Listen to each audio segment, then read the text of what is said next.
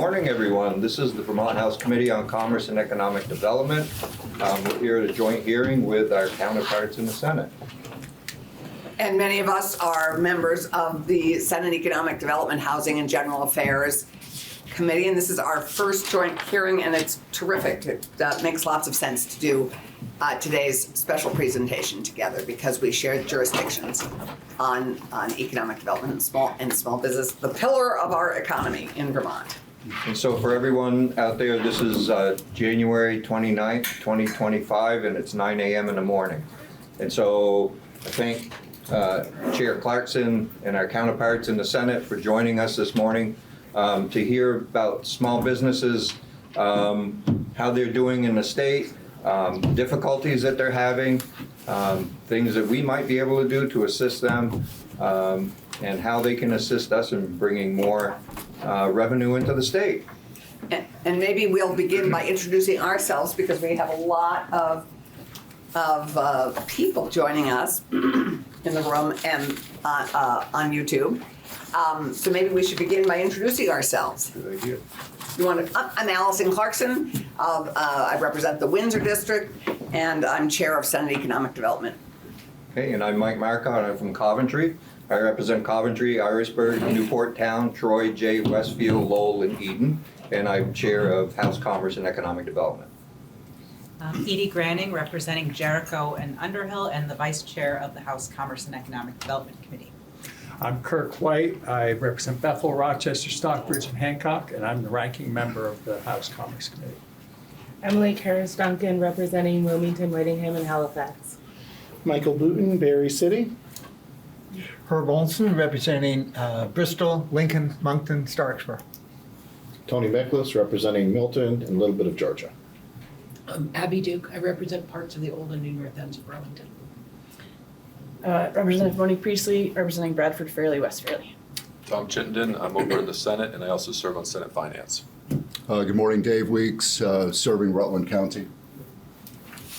And sadly, we've had one mishap on the way in, so Randy Brock won't be joining us today. Sadly, he had a challenge, a car challenge, but we hope he's okay, and that's the best news. Have one more member from the House. Good morning, everybody. There's Delighted to be here. My name is Jonathan Cooper.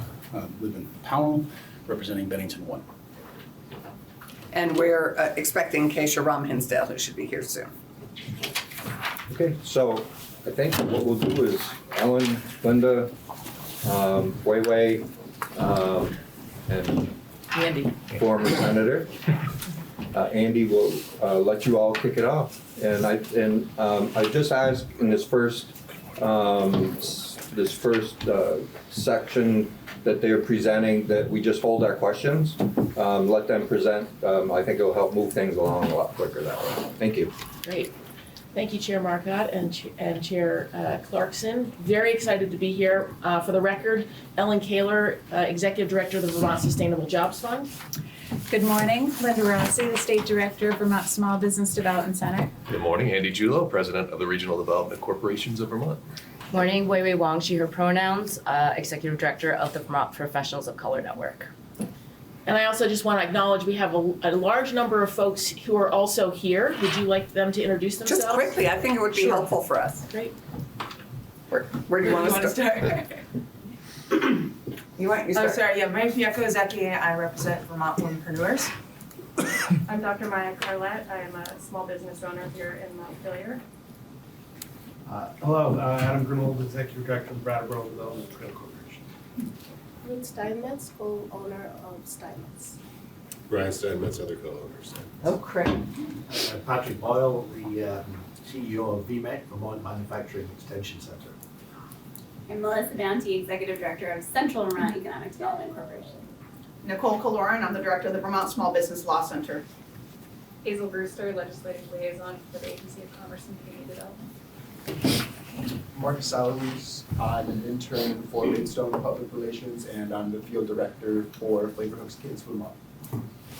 Kelly Notterman, I'm the Communications Director for Vermont Sustainable Jobs Fund. I'm Whitney Aldrich. I'm the a small business owner in Waterbury, Vermont.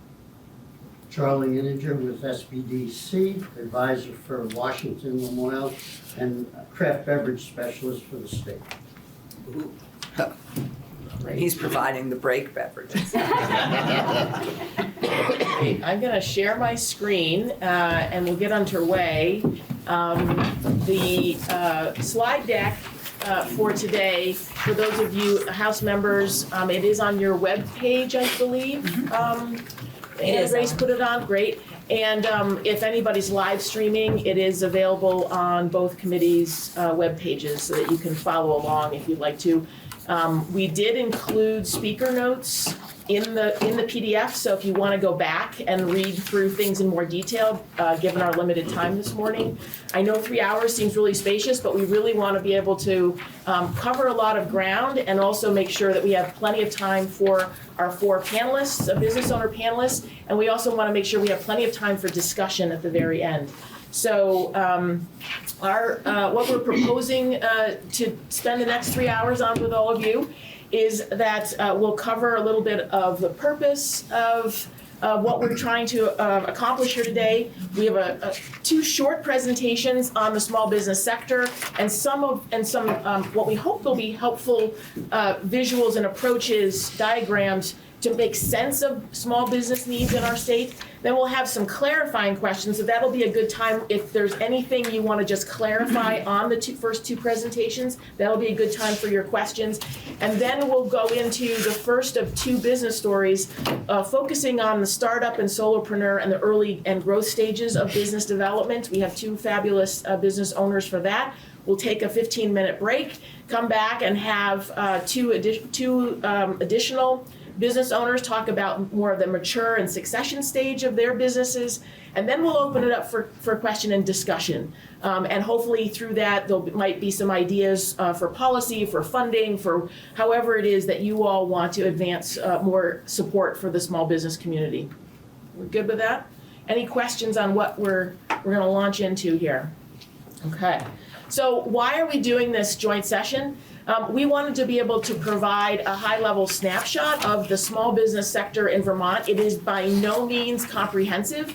And when we are talking today about small businesses, we are talking about those businesses that have less than 20 employees.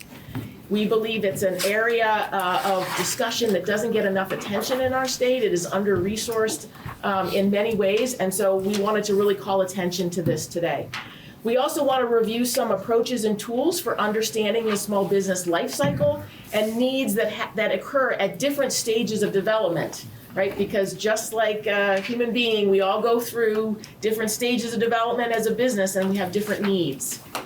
We're going to hear from 4 entrepreneurs on their day-to-day realities and challenges that they face as business owners at these different stages of development. We're hoping that they really are able to share that story from like, this is what was burning for me. These were the challenges I faced when I was at this stage. But then at this next stage, this is what was going on for me, right? So that's the nature of what we're going to be covering. And then we want to consider some gaps in the support system and areas of where public policy and funding might be helpful to the small business community in the state. So we'll jump into the presentation on the snapshot of the small business sector. So I think the big high-level takeaway is an order of magnitude that's important to see in this slide. Across the private sector, across all firms in Vermont, almost 93% of all firms have less than 20 employees. That represents 30.5% of all employment and 31.9% of all wages. Conversely, 1.1% of all firms have more than 100 employees, representing 42.6% of employment and 43.8% of wages. You can see that, so one way to think about this is we have a lot of small businesses that are solopreneurs, people that are in business for themselves. Some of them want to move on to adding employment. But if we really want to help businesses that are interested in expanding here and increasing employment, there are different needs that they have to get to 20 to 99 workers and then above 100 workers. And that's some of the things we're going to be exploring with you today. So overall, just to put a finer point on this, there are over 29,000 private sector firms. They are registered with the Secretary of State. They are businesses in the state of Vermont. They employ over 250,000 Vermonters, and they account for $4.1 billion in wages. Of those, 27,204, that's that 93%, have less than 20 employees. But importantly, 21,687 have 0 to 4 employees. So we're talking really, really micro, right? So their needs are going to be different than firms that are larger. Those firms, that 27,204 firms represent 77,364 people and $1.3 billion in wages. Just along that continuum of size, 1,758 firms have 20 to 49 employees, over 68,000 people employed, and 985 million in wages. And then of the largest in Vermont, we only have 331. And just to note that by the U.S. Small Business Administration definition, small business is 500 employees or less. So almost all of our employers are considered small by federal standards, but in Vermont, we think about it in terms of more than 100 employees. And they employ over 107,000 people in Vermont and 1.8 billion in wages. It just gives you a snapshot of the scope across different scales of businesses. Now, this may be a little bit hard to read fully, but you can look at it in more detail later.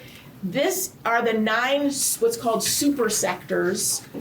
The U.S. Department of Labor has NAICS codes for all the different jobs in the state, in the country, and they categorize things by super sector. So accommodation and food service, construction, education, all of those. So the takeaway from this slide is that across all super sectors and their subsectors, the less than 20 employees is the predominant size business. So it's not like there's an anomaly on that 93% concentrated in a couple of super sectors. It is across all super sectors. Okay? So looking at this slide, so this is data from the US SBA, and it's really taking data from the 2021 time period, but it's helpful to understand the demographic breakdown of small business ownership and employment across the state. So the smaller map shows the share of employees working at small businesses across the state. You can see most of it is concentrated in the eastern part of the state. And then as we look at business ownership by demographic, women own about 43% of all businesses. Veterans own 5.8% of businesses. Hispanic Latino own 1.4%, and other racial minorities own 2.9%.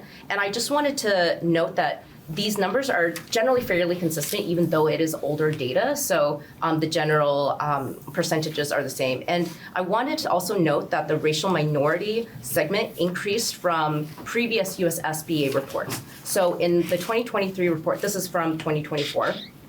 So 2023 used 2019 data. BIPOC business owners accounted for 2.5% of business ownership. In 2021, they accounted for 2.4% of business. So we can see that increase happening. All right, so on this slide, you can take a look, even though we're in the early stages of 2025, we think about the effects of the pandemic from 2020 really through 2022 and the residual sort of impacts to both establishments, businesses, as well as jobs. And so we all talk about this because it relates directly back to the needs of starting, growing, transitioning ownership of businesses. And so I'll just touch on the kind of looking at the graphs, what these bottom two blocks really talk about. So the trends for establishments, pre-pandemic, pretty regular cycles, a little bit upward trend, economic stability. Post-pandemic, irregular cycles, a strong downward trend, thus economic volatility. And then on the jobs side, Again, smaller swings pre-pandemic, some slight downward trend, but more stability across employment. Post-pandemic, large swings, stronger downturn trends, and employment volatility. So probably not news to anybody in this room. This is what you think about and talk about every day. But we wanted to just sort of have a visual to reflect where we are now as it results from the pandemic. And really, again, they sort of speak for themselves, but this larger swings, downward trend in general, and volatility in both economic establishment numbers and jobs and employment. A piece of good news, though, here in Vermont, this is from the Vermont Futures Project, the 5-year business survival rate, at least in 2020, Vermont ranked second highest in the 5-year survival rate for new businesses across the country. And so to us, this indicates that the state has strong entrepreneurial ecosystem and a supportive environment for startups, at least at that time. And obviously, as Linda had noted, there is more volatility now, which it kind of goes to the importance of, in this post-pandemic environment, businesses have a new set of challenges that they're facing, and that's why business support services like ours are really more critical at this time, so that we can help strengthen and grow the business sector. I also want to note that some of this is also supported by the fact that we are a small state. There are more networking opportunities. There are more resources available. So that is the benefit of this great state that we're in. So this I thought was a pretty powerful slide with just 2 graphics. We know, again, Vermont's small size, but I thought it'd be particularly important for today's conversation to just look at these 2 pie charts. So on the left, we're looking at the US. So baby boomers own 37% of all small businesses in the US, but in Vermont, 58%. So when I kind of looked at this, it caused me literally to pause and reflect on this, right? So we think about this in our work, but there's nothing like a graphic to kind of really sort of spell it out for us. Vermont, we know, has the 3rd highest median population in the US.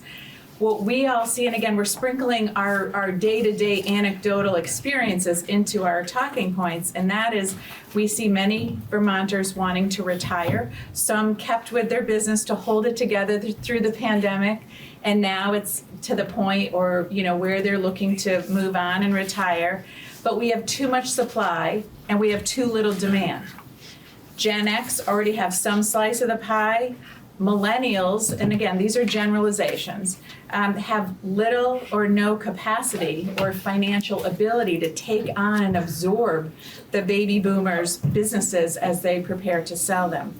And so often we focus, I think, in our conversations about the number of workers in larger businesses, but we know that the owners of these very small businesses need that support as they think about what is the value of my business?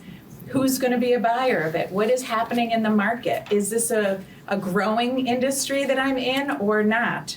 And so in order to support the creation of new business owners that can take on transitioning, that's a whole nother topic of conversation. And so, we often see sellers emerge from a competitor, resulting in a consolidation. Is there anything else to add on this? Okay, good. Okay. Yeah. All right. So a little slight shift here in focus. That was very data oriented. We just passed through, and now I'm going to share a little bit about some ways to make sense of all of this and the needs that small businesses have over time as they evolve. So one of the things that I think is very helpful is to think about the structure of and the nature of small business development in the stage of development of that enterprise, in the scale and type of operation, and in the market channels that they sell into. And the point of this being a triangle, 3-legged triangle that is equal, you remember your geometry, is that it's important for these things to be in balance. So for instance, if you are an early stage or new and beginning enterprise, and you are very hyper or micro scale or small scale, even if it's a value-added product, you're likely not to be able to get your product into Whole Foods in a regional chain, right? Like that just makes sense.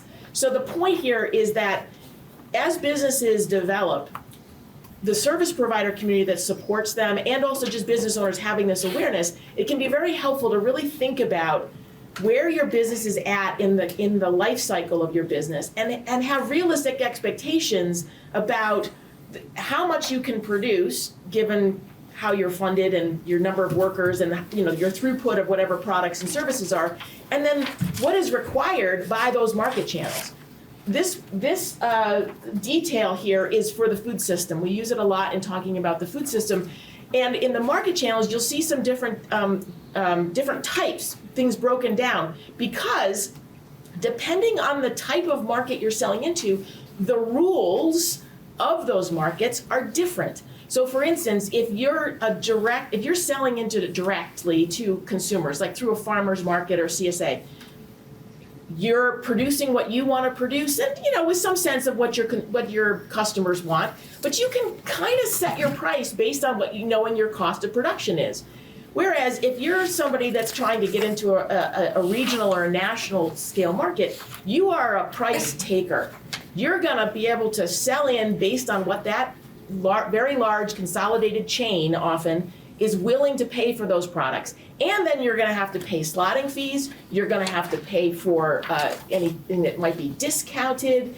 You're going to, in some cases in Vermont, you're actually doing stocking of shelves yourself, right? So understanding the landscape that you're selling into and the rules of that is really important for a lot of business owners. And what we have found over the years is that is often not known. It is behind a curtain in terms of the rules of the marketplace. And so part of our collective work is to try to make that more visible so that business owners have more understanding of the rules of the game so they can adjust accordingly. They can think about their business models differently. Now, inside the triangle are some of the key systems related to infrastructure and equipment, workforce, capital, marketing and sales, operations, your internal financial systems. Those two have to be in balance with your stage, your scale, and your market. So for instance, if you're a solopreneur just starting out, you don't have to really think about workforce. But once you start getting more products into the marketplace, you start realizing like, oh wow, I can't produce and do all of this myself. I need to bring on some workers. Well, now you got to start thinking about your HR systems. You got to understand employment law. You have to understand payroll taxes. You have to get set up in those systems. Like there's just things that occur at different stages of development as a business owner that you have to pay attention to. And again, what we find consistently is that many business owners are not fully aware of all of the things that they need to be paying attention to. So, as I mentioned, over time, businesses go through different life cycles, just like we human beings do. You need different things at different times for your business.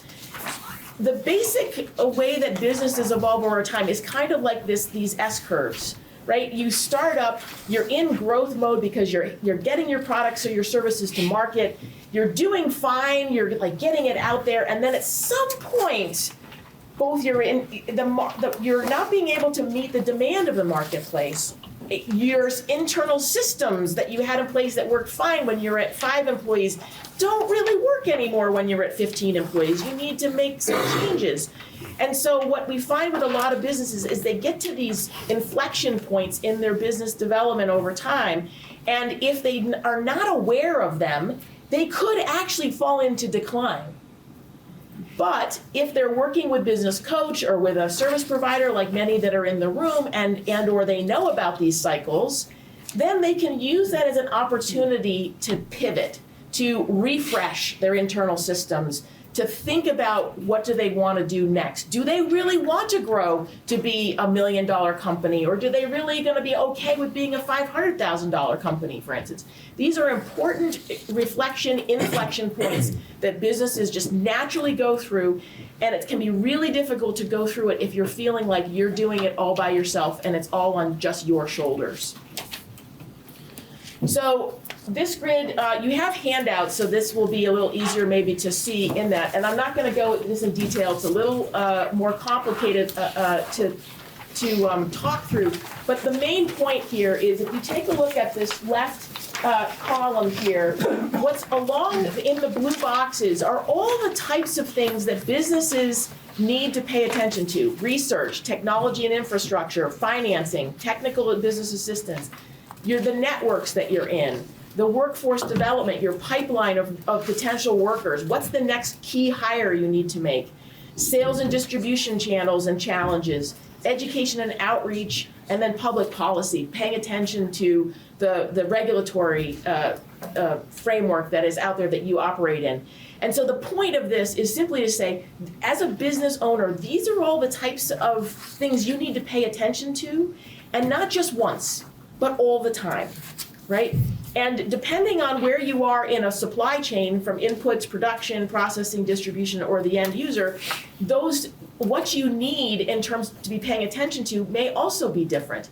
The kind of technology or equipment that you need as a producer of products versus a distributor of products is going to be different, right? So think about, that's what individual businesses need to pay attention to. Now go up in elevation to think about an entire industry. Those of us who work at trying to advance an entire, like the food system or the forest products industry or the aerospace industry in the state or advanced manufacturing in the state, we pay attention to everything along the left edge, but for the entire industry. How is the research and development coming along for the aerospace industry in this state? Right? Is there, is the University of Vermont able to meet some of those R&D needs that industry can't fund for itself, for instance? On the financing side, you're thinking about, are there all forms of capital to meet the needs of businesses at every stage of their development? Is the business assistance and technical assistance community right-sized for the level of need in the entire industry? Okay? So I think from a public policy standpoint, that last row there, it's like, do we have the right regulations that match a business's stage of development? Or are we doing these one-size-fits-all public policy approaches? And we would argue, don't do that. Businesses need different things at different times. And so thinking about that intentionally when you're looking at public policy, I think we feel is really important. And you can replace that top supply chain with stages of business development too, if you find this framework useful just as a touch point for like, oh yeah, where are we in this cycle of things? So one of those rows was around capital and financing, and so we've developed what's known as the capital continuum. It's been around for a good 15 years that we've been circulating this basic concept. There in your packet is a copy of the continuum, and on the back side of that is a description of what all of the different forms of capital are. So it's a really good resource document for you to spend some time with if you're interested. And what this basically shows is that there's a continuum around risk and reward. So things like highest risk, but also potentially highest reward is on the right-hand side there, like for instance, grants. So when we think about the BGAP grants, or the Working Lands Enterprise Fund grants, or any federal grants that might be available, they are really, really critical, especially for those industries that tend to be more low margin, meaning it's really hard to make a lot of money in a particular industry like food, like forest, as opposed to say maybe aerospace or advanced manufacturing. So grants are really important because they can function like equity, right? A lot of times, well, all the time, if you're going to get a bank loan, which is on the other side on debt, what you're going to have to there's have to be collateral, right? And there's going to have to be something tangible so that if you fail, the bank can get their money back or at least a portion of it. So if you're a business that doesn't have a lot of built-up internal equity, retained earnings, or you don't have a lot of cash available to fuel your growth, if you don't have the ability to take on more debt because you don't have a loan-to-value ratio that banks or VITA will accept, then grants can serve the function of equity, of owner equity. So that's a very important part. They also can be used to try out new things, pilot projects, testing new business approaches, those kinds of things. And then in between, you've got a whole range from sub-debt. So subordinated debt are people that take a position below the main lender, so they get paid second or third or fourth, depending on what position they're in. You have royalty financing, which is a form of capital. The flexible capital fund is an example of that here in Vermont.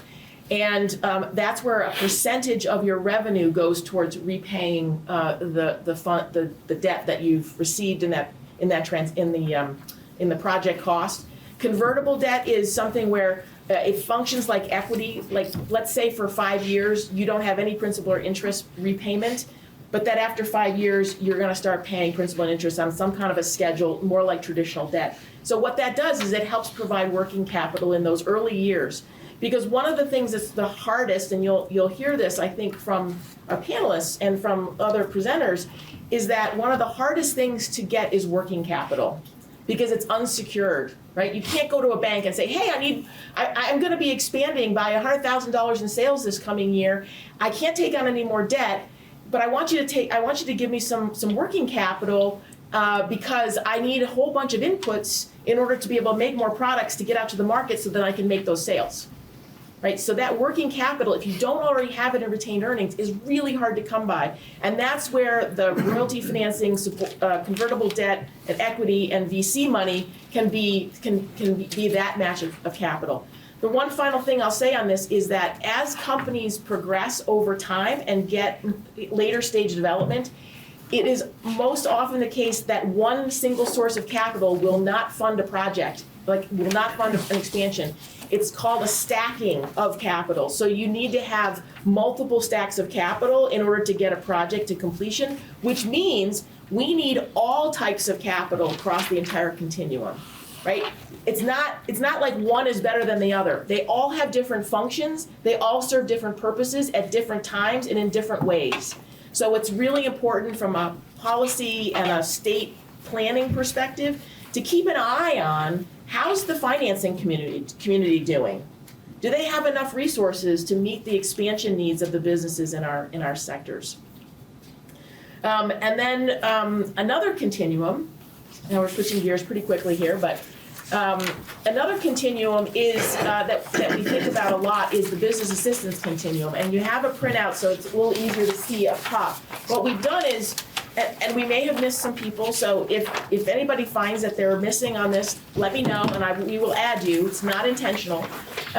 Is that we listed who the service providers are in the state who have really the right types of business assistance and technical assistance depending on the stage of development of that business. And so they offer different things in different forms. Some of it's webinars, some of it's one-on-one coaching, some of it's cohorts of business owners together, workshops. There's any number of ways in which that service delivery is provided. And what's really important, again, just like capital, we need all forms of capital, we need the ecosystem of the business and technical assistance provider community to be strong and complete so that we can show up and support businesses at all the different stages depending on what our expertise is in terms of those stages. And if we can't, then it's having somebody to hand off somebody to, like refer someone to support them. The other thing that's important to know is that there's different types of business assistance, as I mentioned, along this types of assistance. I mentioned a few of them. And then there's also some interesting infrastructure support services that have been evolving. So accelerators and incubators, for instance, for businesses. Co-working spaces have been showing up all across our state. Those are also important pieces of hard infrastructure that supports the soft infrastructure that is the business assistance world. Okay, so with that, I know from coming before various committees, as many of us do, that a key question is always, who does what for whom? And how do you measure success and making sure that there isn't duplication and what gets funded, right? So that's on all of us to make sure that we leverage and understand what each other does for an industry, for a stage, how we do it. Like Ellen said, is it training? Is it webinars? Is it one-on-one? What does it look like? And so this graph on this slide is really just to highlight an example of a one-time pilot program, really for 2 years, 2022 and 2023, under the last federal administration, and it was launched by the U.S. Small Business Administration nationwide. Vermont was able to get one of those awards called the Community Navigator Pilot Program, and it had a hub and spoke framework to it. So the Vermont SBDC acted as the hub and project management for the program, and we had 9 statewide spoke organizations. And what that allowed us to do with the funding and the personnel was more intentionality around serving particularly the group that we were just talking about, 0 to 4, under 10, and looking at what their needs were and really cross-communicating all the time about, you know, how are we responding to those needs? So quicker referrals to one another. And so while that still exists loosely because Vermont is small and we all care and we know each other, the funding has been exhausted and is no longer available. And so there's some interesting learning that came out of that that I think is just noteworthy for this conversation about the cohesiveness of the network, what we learned, what are the gaps, and what is sort of not able to be continued because of that funding going away. Okay, so moving along. So, you know, we talked about in Ellen's earlier discussion around stages and how the needs sort of match up at different stages of development. This slide about needs is really to complement that conversation from the standpoint of we all track data on who comes to us for services, for education, for coaching, for advising. And so this is a complement to that earlier slide that really says these are the needs based on what people, Vermonters, are coming to us for assistance and support with. So we have it broken down by stage, and again, it's one slide, so it cannot be an exhaustive list, but it's generalized. So in the early pre-venture and startup, you'll see a lot of pieces around, is there a business in my good idea, right? Feasibility, market research, entity formation, and this is where we incorporated our other partners in the legal small business law center because they're seeing a lot of the legal elements by stage as well. So access to capital, financial projections, that's often key to accessing the capital. What do I need? Where am I going to get it? And what am I using it for? So those supports to sort of help guide you through that. We'll move on to growth stage, and this is, you know, really expanding of customers, pricing, cost of goods and labor, really understanding what is my mission and vision, where do I fit in this marketplace? So I had a vision when I started, but as we grow, it's going to be important to clarify it. This is to Ellen's point, hiring and managing employees, business trends, customer base, again, different kinds of access to capital. And this is where some of the legal needs that we are seeing are around employment, capital, protecting intellectual property if you're in that business, and other liability issues on the legal front. The mature businesses, and again, this can be a broad range, right? So improving operations to build value in the business. So way ahead of thinking about transitioning it and selling it, building value in it, creating those standard operating procedures so in a way that owner becomes less relevant before you think about transitioning. So processes and controls, a lot of discussion around strategic planning post-pandemic. Almost like go back to, you know, think like a startup. It's a new world out there. So external threats, we've all seen pandemic, 2 years of back-to-back floods that have hit many communities in Vermont, and that has caused our business owners to think, gosh, what is that next thing that's going to hit me? You know, if it's not a pandemic or a flood, what about a cyber hack? What about, and so you'll see some examples of the ways that the service provider network is trying to help be there, meet people where they are, and have tools and resources for these stages. And so the legal concerns have been directly related to that flood piece, which is landlord, tenant, commercial leases, data privacy, contracts. And then again, buying and selling. What is the value of my business? Many owners think this is my retirement plan financially. This is what I've put my whole life into. And it's really hard to separate the person from the business. So valuation, you know, industry research, the goals, right? Personal goals, business goals may be very different. Explore those exit pathways.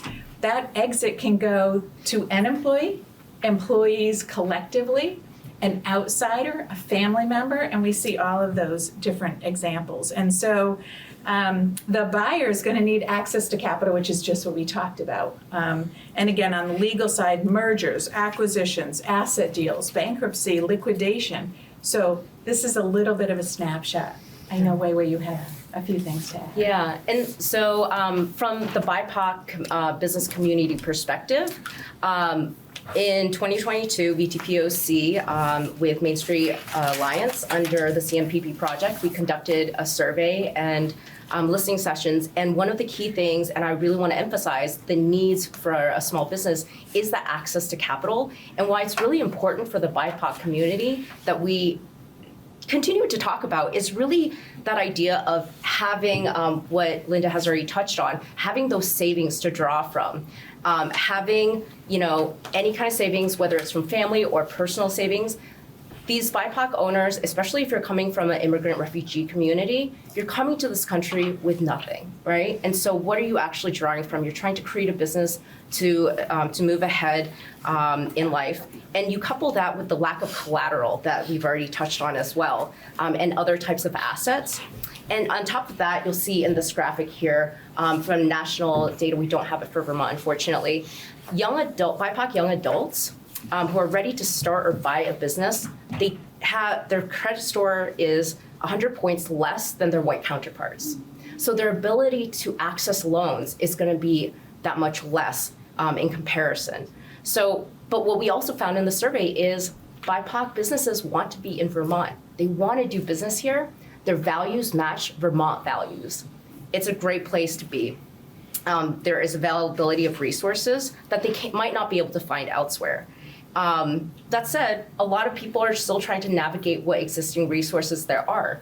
Being someone who is visibly different, sometimes it's harder to access. I think some of you have already heard me talk about the fact that when you're moving into a rural community and you look different, you're obviously standing out, and you go into the bank, you didn't go to school with that lender or, you know, someone who's working at the town hall office. So it makes it that much more challenging to access those community capitals as well. Great. So just another really quick example. If you're interested, you're able to do a little QR code and take a look at some of the resources that we put together during the CMPP time. Also was funded by Vermont Housing Conservation Board. We have a business coaching program at the Sustainable Jobs Fund, and we have about 10 different business coaches that are C-suite executives that have been there, done that, and they're giving back to the clients that we work with. And they really wanted to write down some of the core things that they just find is so key for being in business.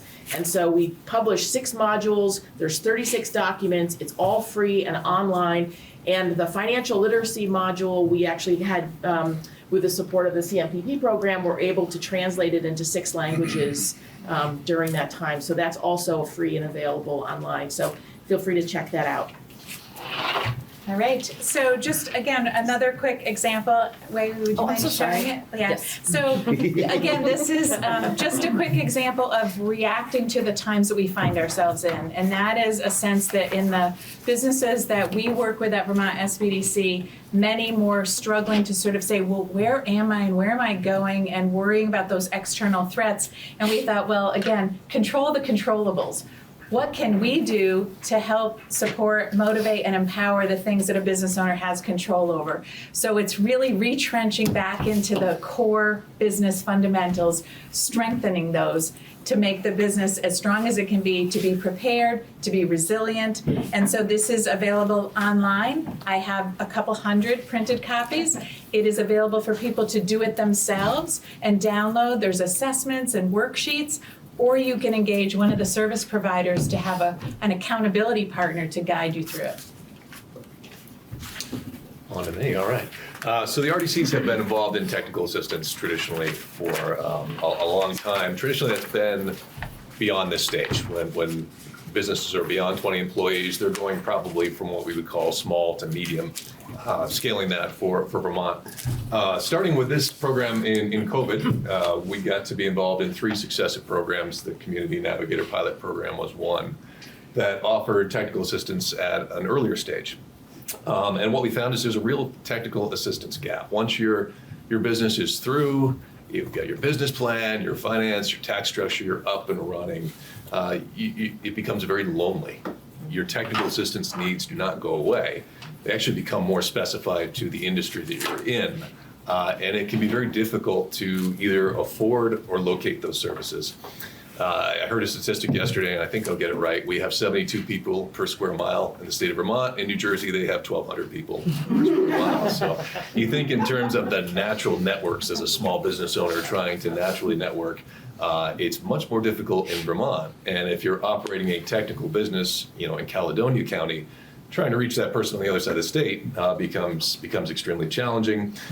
Paid search, I mean, if anybody's ever run a small business that's vendor-based, we're all getting obliterated by paid search by these larger companies that are trying to reach Vermont businesses. And as the Vermont business, when you reach out to them, they're not interested in you anyway because you're so small. So these really filled that gap. What we did is we ran a vendor database. So vendors would sign up. I'm an architect. I specialize in efficient use of small retail spaces. We'd have that directory. We'd open up applications. Businesses who have technical needs could apply. When most businesses that have gotten to this place, they know exactly what they need. They just need some help getting connected with that resource. We would have navigators that would work with those businesses and those vendors to connect them and guide them through that project. And it's a small grant. It's about $3,500 per grant. Not a lot of money, but what we found is that professional relationship tends to continue. Once they've found each other, that's probably the most valuable thing and continues to grow after that. Great. So what are the trends that we are seeing in the small business community? We're going to go through a list. I am mindful of time. So for solopreneurs, some of the things that we're seeing: high cost of entry, how to start, having difficulty starting a business at a small scale, challenges to satisfy customers who want customized services and needing different ways to pay. For startups, a higher cost of borrowing. So interest rates have been really high. It's been really challenging. Lack of capital, and you'll hear some of the folks later on talk about lack of capital available for startups in terms of loans, and we've also mentioned it here. And a longer runway needed in order to get started. Sometimes they don't have awareness of compliance issues. Ellen has already touched on that.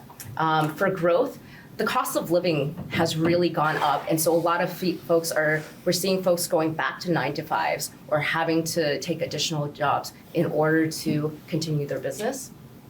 For buying and selling, there are demographic challenges. Like we've already touched on, Vermont is the 3rd highest median age state in the US. So many businesses for sale and yet not enough people to actually purchase because of that generational issue.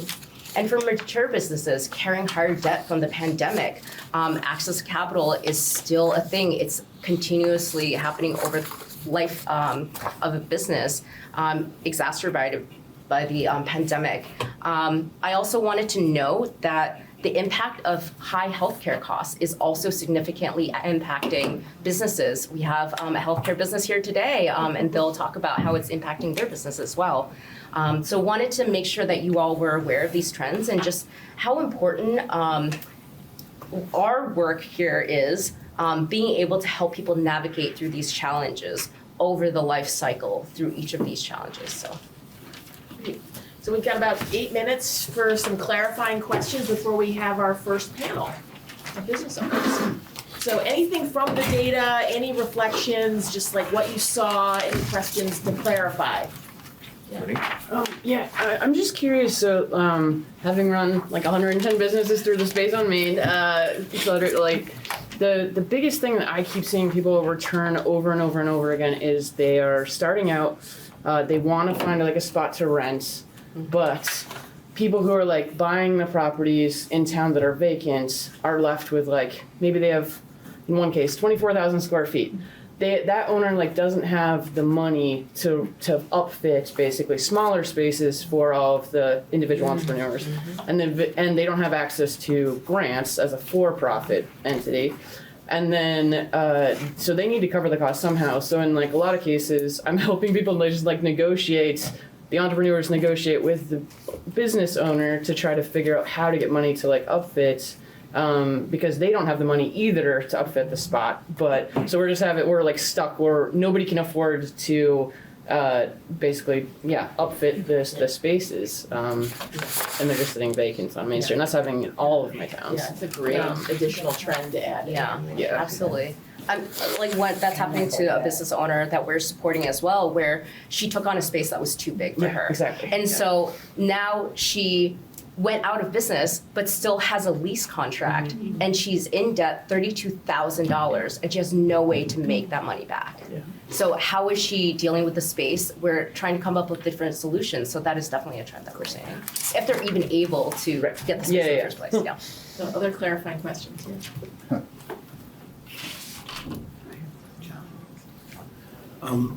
One of the slides I think that gave us all pause was looking at the share of businesses owned by boomers, millennials, etc.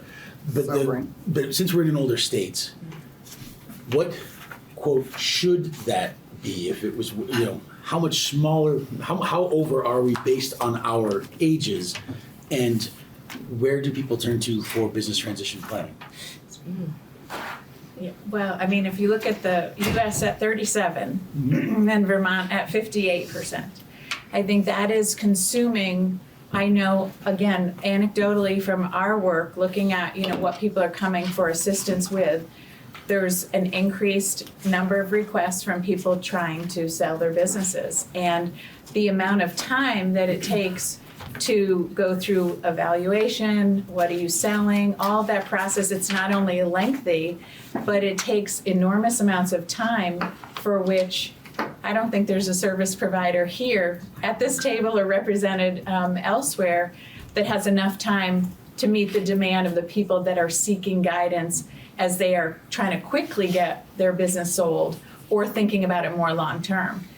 It's definitely presenting an impact to all of us as service providers, and we're trying to coordinate with one another just to see who's doing what. We're having roundtables about that topic alone so that we can meet the needs with what we have for existing capacity. Yeah, the Vermont Employee Ownership Center, for instance, is available to work with those business owners that are exploring like an ESOP or a worker-owned acquisition of that firm, but that's not for everybody. So there are individual service provider or businesses actually that do the business evaluation and will help to find a buyer. But again, that can take a lot of time, and you need the money to be able to buy out that business owner. If you're thinking about you're selling that and that's your retirement, you may not be open to being paid off over 10 years. You might want all of it right now. Right? And so these kinds of questions are so important to address at the beginning of being a business owner, is to actually think, what's your exit strategy? What do you want to build towards so that you're actually prepared? And then you start 5 years in advance is the ideal. Before you actually want to get out, you got to start. Yeah. And a lot of businesses are trying to get out within that 5-year mark, right? And so there's so much that they haven't done. And so like we are supporting a business owner right now where they are trying to buy out a business, and there aren't loans available because of just various issues that we've already addressed here. And you can't use the equipment within the existing business as collateral, right? So there's so many challenges. So really having that runway to make sure that these businesses can transition in a healthy way is important. Yes, Senator? I'm curious what the correlation is between size and wages. It's something you haven't touched on, and are you going to be touching on that later in the presentation today? Thank you for that. I will say that, part of this is what kind of a margin business is it? If you are a 3-person graphic design firm with a lot of larger business clients, you probably can afford good wages and benefits to your employees, right? If you are a smaller, value-added food producer, like with low margin business, you're likely not to be able to pay the competitive wages and benefits or any benefits. One of the things that is a challenge for business owners in this less than 20 employee range is that they often don't yet have an HR director equivalent. Sometimes it's the business owner that's making these, doing all of the paperwork for new employees and things.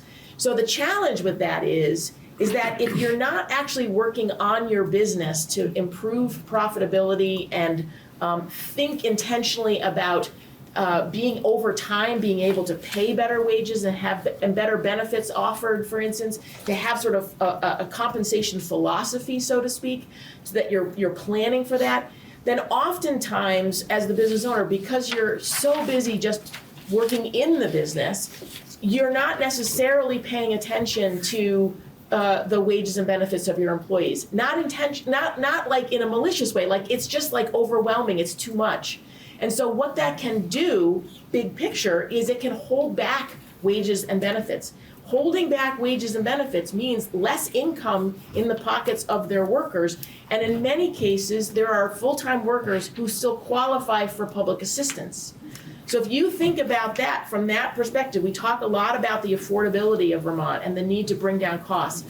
Well, affordability is also an equation. It's a mathematical equation. The other side of the equation is income. Right. So as we think about how do we bring down costs for individuals, for businesses, and for employees and workers, community members, we also need to think about what are the tools that we have available that we can support this amazing and very large community of small business owners to be more profitable so that they can then pay better wages and benefits. Can I also make an additional point? We also have to note that a lot of business owners are not paying themselves, right? Even if they do have employees. So that's a huge problem.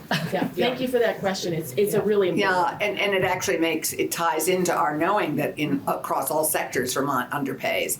And it makes sense given the number of when you look at the number of small businesses in this state and you make that correlation, it makes sort of illustrates why. Just one more question and then we'll, go ahead, sir. Thank you. So this is good foundation material and I appreciate you guys coming together. And I realize we're only 1/3 of the way through the briefing, but I'm wondering if in the next 2/3 you're going to have your ask, in particular in relation to regulation, legislation, et cetera. We will have probably some vague things that will arise, but we intentionally did not want to come here with a pitch. We really wanted to come here to lay that foundation. Okay. So I'm glad that's meeting that mark. Yep. I think what you'll hear as we go along, there may be some things that arise, but that last section of our conversation is also for you all to be contemplating, like what did you hear and what is arising for you that might be some things that you could do to support and help.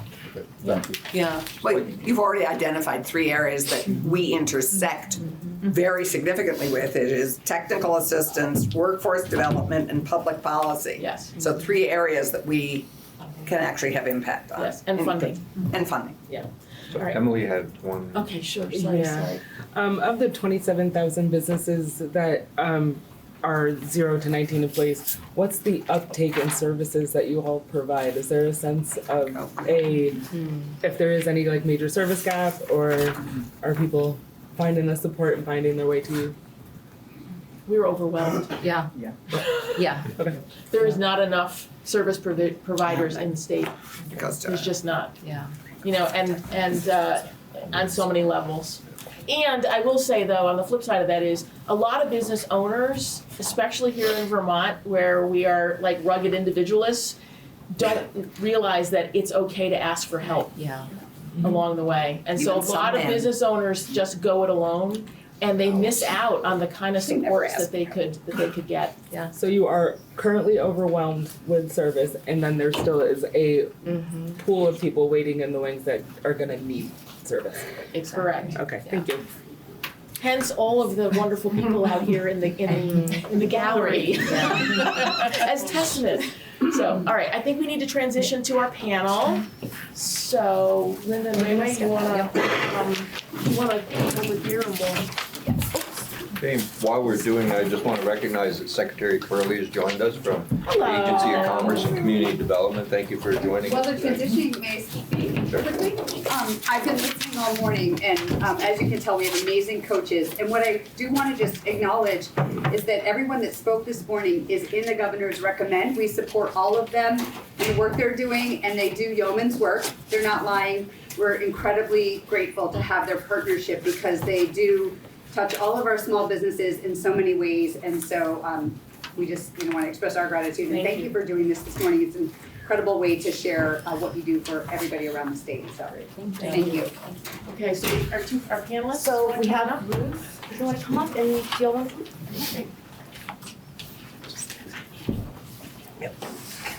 I know where we're going. Oh, sorry. I'm sorry. Come up here. Let's come over You're gonna here. be able to have the cameras on you. No worries. All right. I'm just gonna. Wait, do you want to sit here? Yeah, I'll be over here. Sorry. Okay. So far away. Just a note, we have a change in speakers because Mike Ripley, who was planning to be here, is very sick, so he's not able to join us today. We do have amazing other business owners, Jada and Maya, joining Ruth. So just to start, oh my gosh. So thank you for joining us so far. So for this next section, we're really going to be focusing on business stories, hearing from business owners themselves. So for this first portion of it, we'll be focusing on startup and early business owners. So 3 individuals. Do you want to quickly introduce yourselves, your name and your business and when you got started? Sure. My name is Jada Kosla. I'm a physician, MD. We have 2 businesses right down the street from you all on 147 State Street. It's called Partners in Integrative Healing and State Street TMS. We offer primary care, community mental health and psychiatry in addition to specialty psychiatry and specialty medical care. And I am Maya Carlett. I am a nurse practitioner and work with Jada.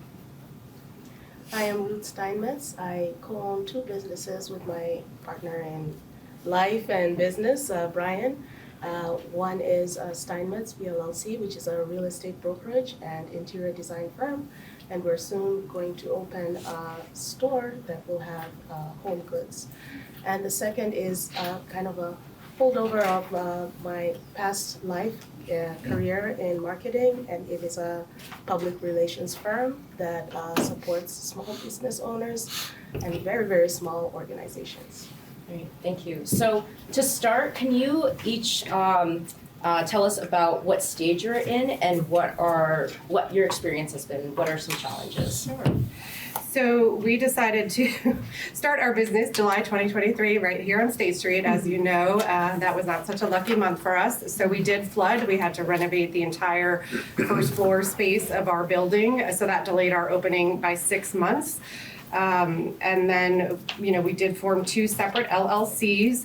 Then in February, we had the Change Healthcare outage, which I think most of you hopefully are familiar with, and this was the largest cybersecurity attack on the healthcare system, and that essentially froze all of our money coming in for several months. We did make it through the first year, so I would say we're early stage. We are working on operationalizing, scaling, and growing, and we do have employees. Our mission statement really is to not take private equity money. We intentionally want to live outside of the corporate medical world and create inclusive spaces for those who are marginalized in more traditional medical settings. So financing has certainly been an issue, and we've had to take on a lot of debt in order to get the medical equipment we need, the staffing we need. We also did not pay ourselves the entire first year in order to pay our employees and get started. Yes, I'll focus specifically on Steinmetz, and We started in 2023, not 2003, and as well, we experienced a big shift in the market where the interest rates sharply rose.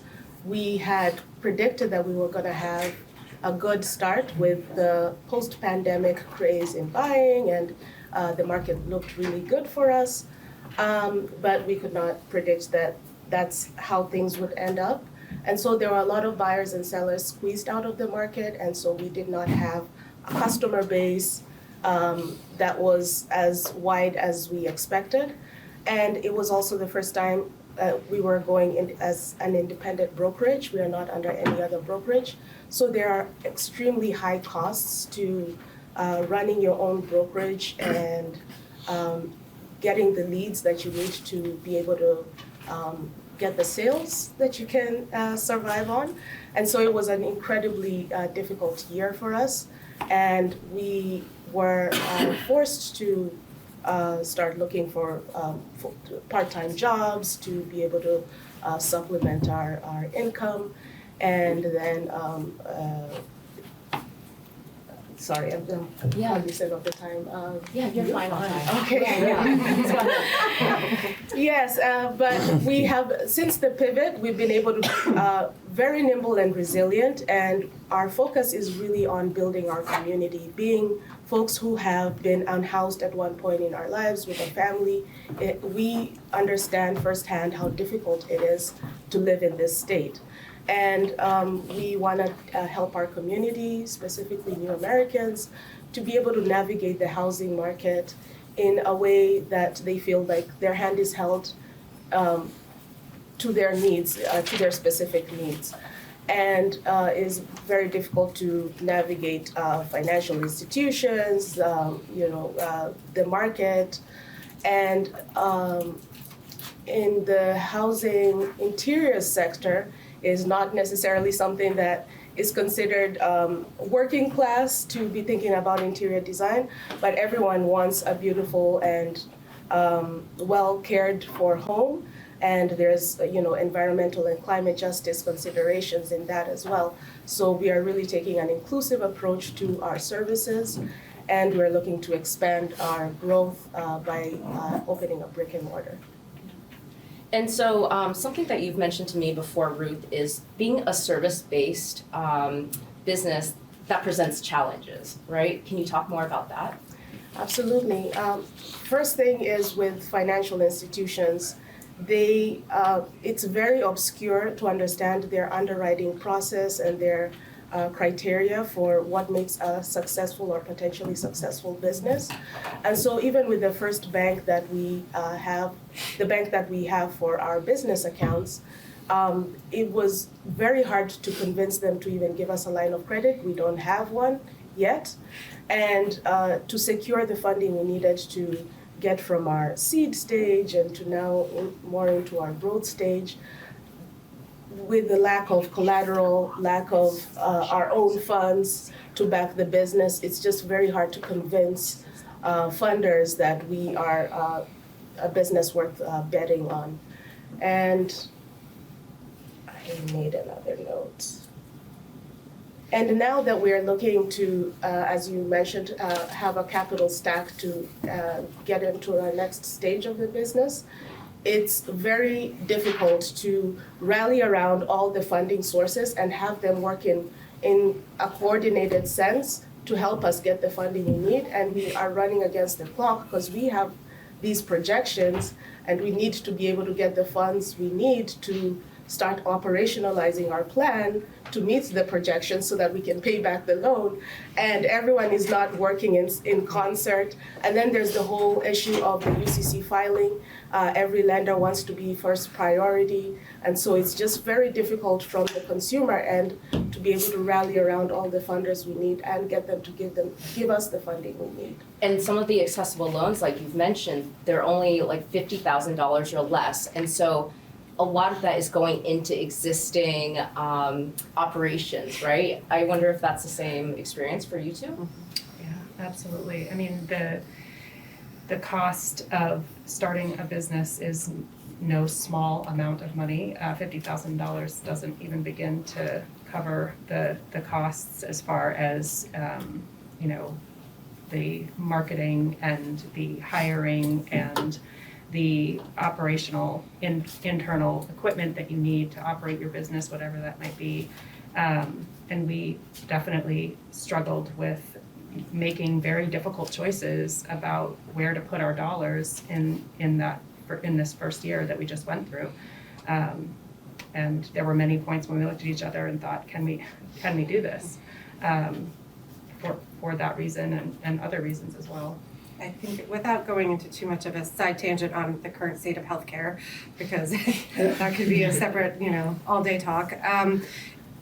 Thinking about offering services as a physician, we have to think about, do we want to be in network or out of network, right? Right. Blue Cross Blue Shield of Vermont is one of the best payers that I've worked with. I've been doing this for over 20 years. I've had practices in New York.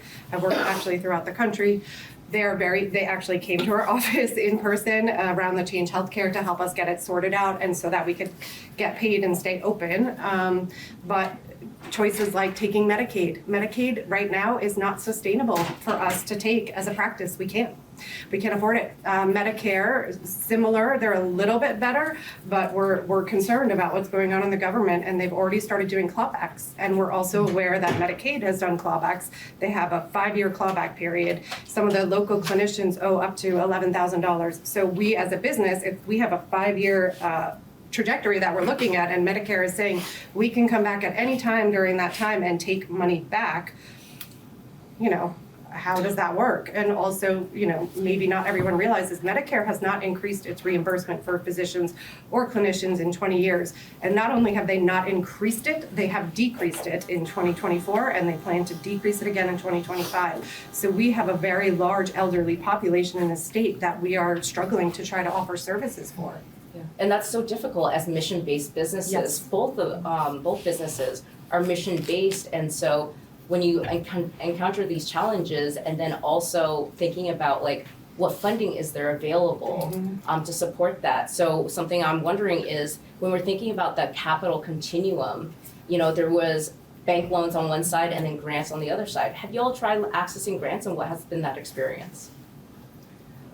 I haven't found any. I haven't found any right now because with COVID, there was a slew of funding available and it was a much nicer landscape. But now things have dried up.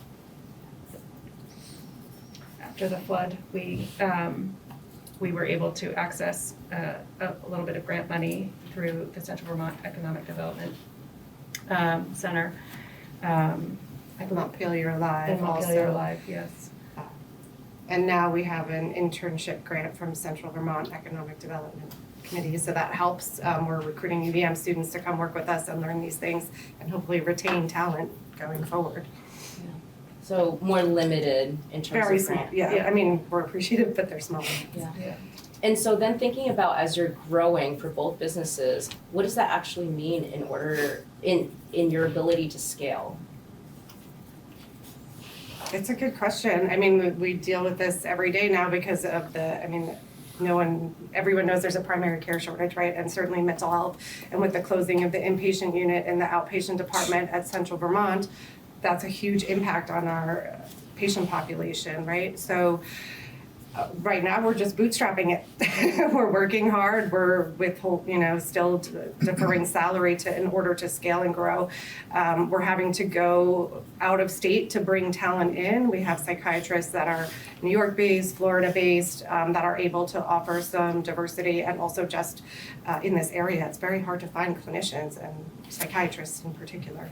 And it's difficult to attract employees when we can't afford to offer healthcare benefits to our employees.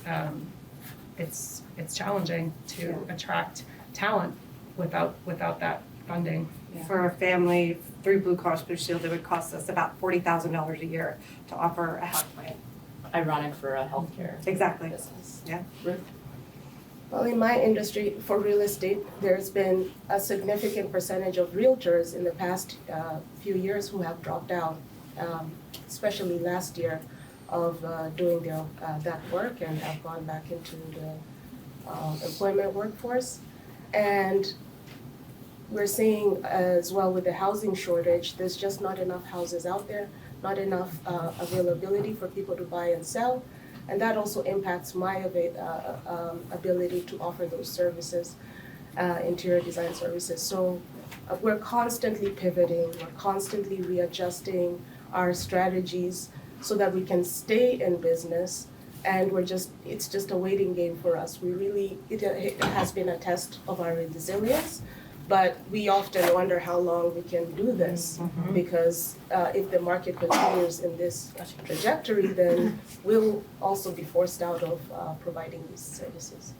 So what do you, for each of your businesses, what would be helpful right now?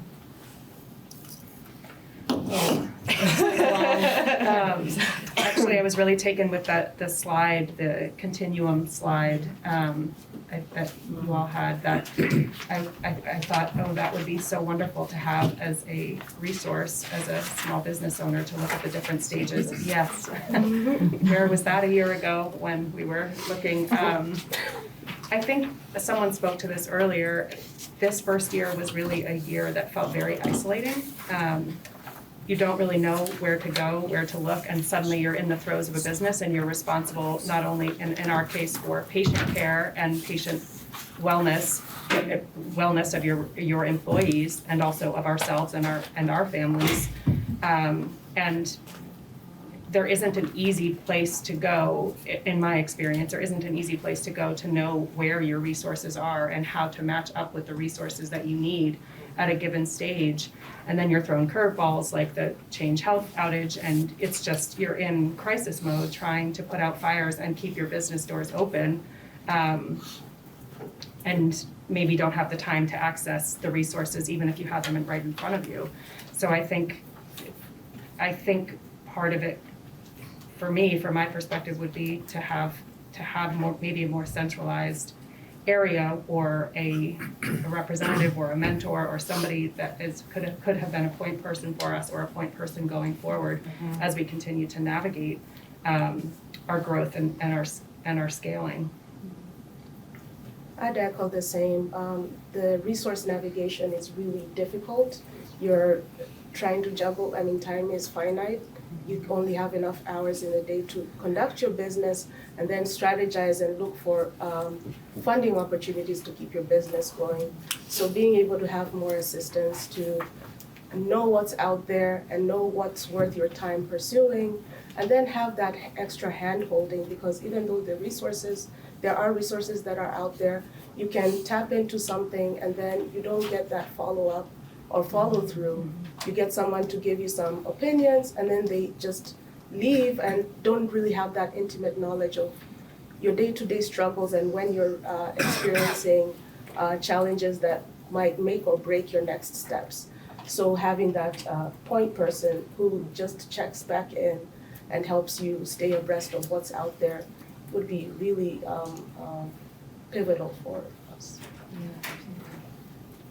So I want to start kind of wrapping up this conversation. Is there any, we're in front of a lot of policymakers right now. Is there any thought that is coming up for you as we're having these conversations, you're listening to each other's stories, hearing these presentations? Is there anything that's coming up for each of you? Yeah, I can speak to that. So, if I had my wish list, I was very naive in thinking as a small business, our insuring our employees would be a lot more affordable. So that would be one place to start. It's, as you mentioned, being a healthcare, and then, we can offer care internally, but ethically that's not always the best thing for our employees. And also just navigating healthcare, right? We're out there on our own. We started taking Medicare patients in December of 2023 and did not receive payment until the following summer, around June, July. And at that point, everything we had received basically went to cover the salaries of the people who had to work to then go get the money. It's an extremely cumbersome and archaic system, and it's very hard to navigate, and you make one little dot in the wrong place and 30 days automatically puts you back. So, help navigating some of those systems. We had to pay people to do all this. It would be nice if there was resources, especially because healthcare is so limited to help and support clinicians in the community that are trying to do this and trying to create these spaces, because we see the writing on the wall, right? We're in a healthcare collapse right now. So we're really trying to build some diversity and something sustainable outside of that model that's not working. I think for me, I was thinking about this on my drive-in from St. Johnsbury today in the snowy roads, and just thinking about community and thinking about, you know, this technology that we have that we're using here today. We have the ability in Vermont to connect small businesses across service and sector and really leverage space. And Jada and I have been thinking about ways that we could use the physical space that we have to bring in other types of service providers for us more in the healthcare industry, but also connecting outside. You know, can we connect with libraries as a point of access for healthcare? To do that, we need technology. We need the infrastructure internally to be able to, you know, have the audio and visual technology to make those resources available to people. And I think we could do this across services. I think there's a real opportunity for us as small business owners to get to know one another, to lift each other up, and to collaborate and create community, especially in a state that is so rural and spread out in many ways. Yeah, I think it's really helpful to be able to connect to other businesses, learn from their mistakes and whatever hurdles that they faced, and to just leverage each other's resources, because there's clearly not enough resources out there. And then on the financial side, since we're deep in our capital stacking mode right now, it's to look further or deeper into financial institutions' underwriting processes. They're not very transparent, and there has been a slew of research to show much more equitable they can be when it comes to looking at a person's credit worthiness, lending worthiness, and the standards they use to see if someone's business is successful. It's not very clear to us if they refer or consult people within our industry to tell them how well our business plan is and how viable our business is. We feel like it's very subjective, and in many instances it boils down to personal opinion, and it's not a very comfortable place to be in as a business who has gone into the research and taken the risk to present this plan which you know has a level of success, only to be told, I don't think you can make it, with no reasons as to why they don't think you can make it. And as well as just finding ways to boost revolving loan funds that are available in communities. They're much more amenable to businesses like us who do not have collateral or securities that they're looking for. And I think that would be really helpful. And also helping financial institutions to be equitable in their way that they market their funds, because a lot of them don't even have language access supports. It's really, you know, if they so happen to have someone who speaks a specific language, and also being culturally inclusive, so that we can get more immigrants and new Americans who have statistically a better appetite for business ownership to be able to access the funding that they need to operate their business. Great, so I'm gonna invite Linda up here, just as to wrap up this part of this presentation, thinking about, do you wanna talk about Sure. some takeaways that you heard as we were all talking? Sure. Yeah. Thank you. So, you know, our goal here today with these segments is really, you know, you heard all of us talk about this on slides, stages and needs and trends. It sounds so sequential and organized, and as if you pass through these stages in a proactive planning with nothing else.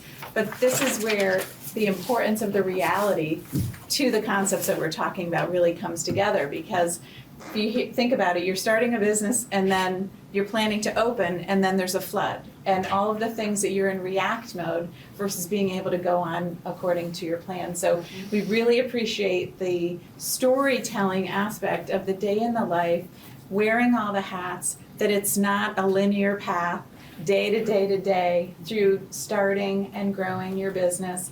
And I think to your point, while we're not having any asks today, it is a real concept when you talk about having somebody that's with you, that isn't sort of just in time information and then on to the next business owner. That is truly a math capacity issue. And I think we all are interested in how many people can we serve one-to-one?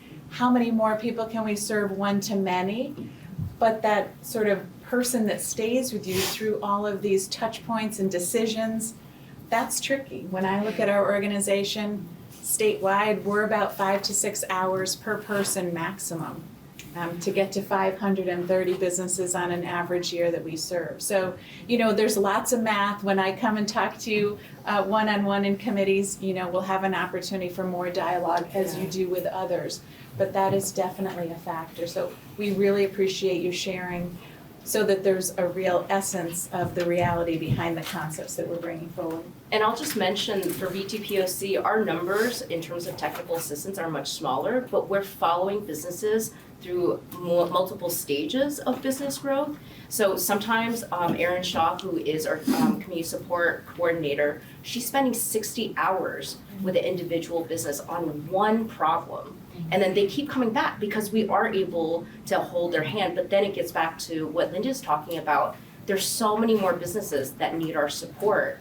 And we are trying to navigate them to the SBDCs, to Sustainable Jobs Funds, to CWE, CBDC, and also we don't have the time.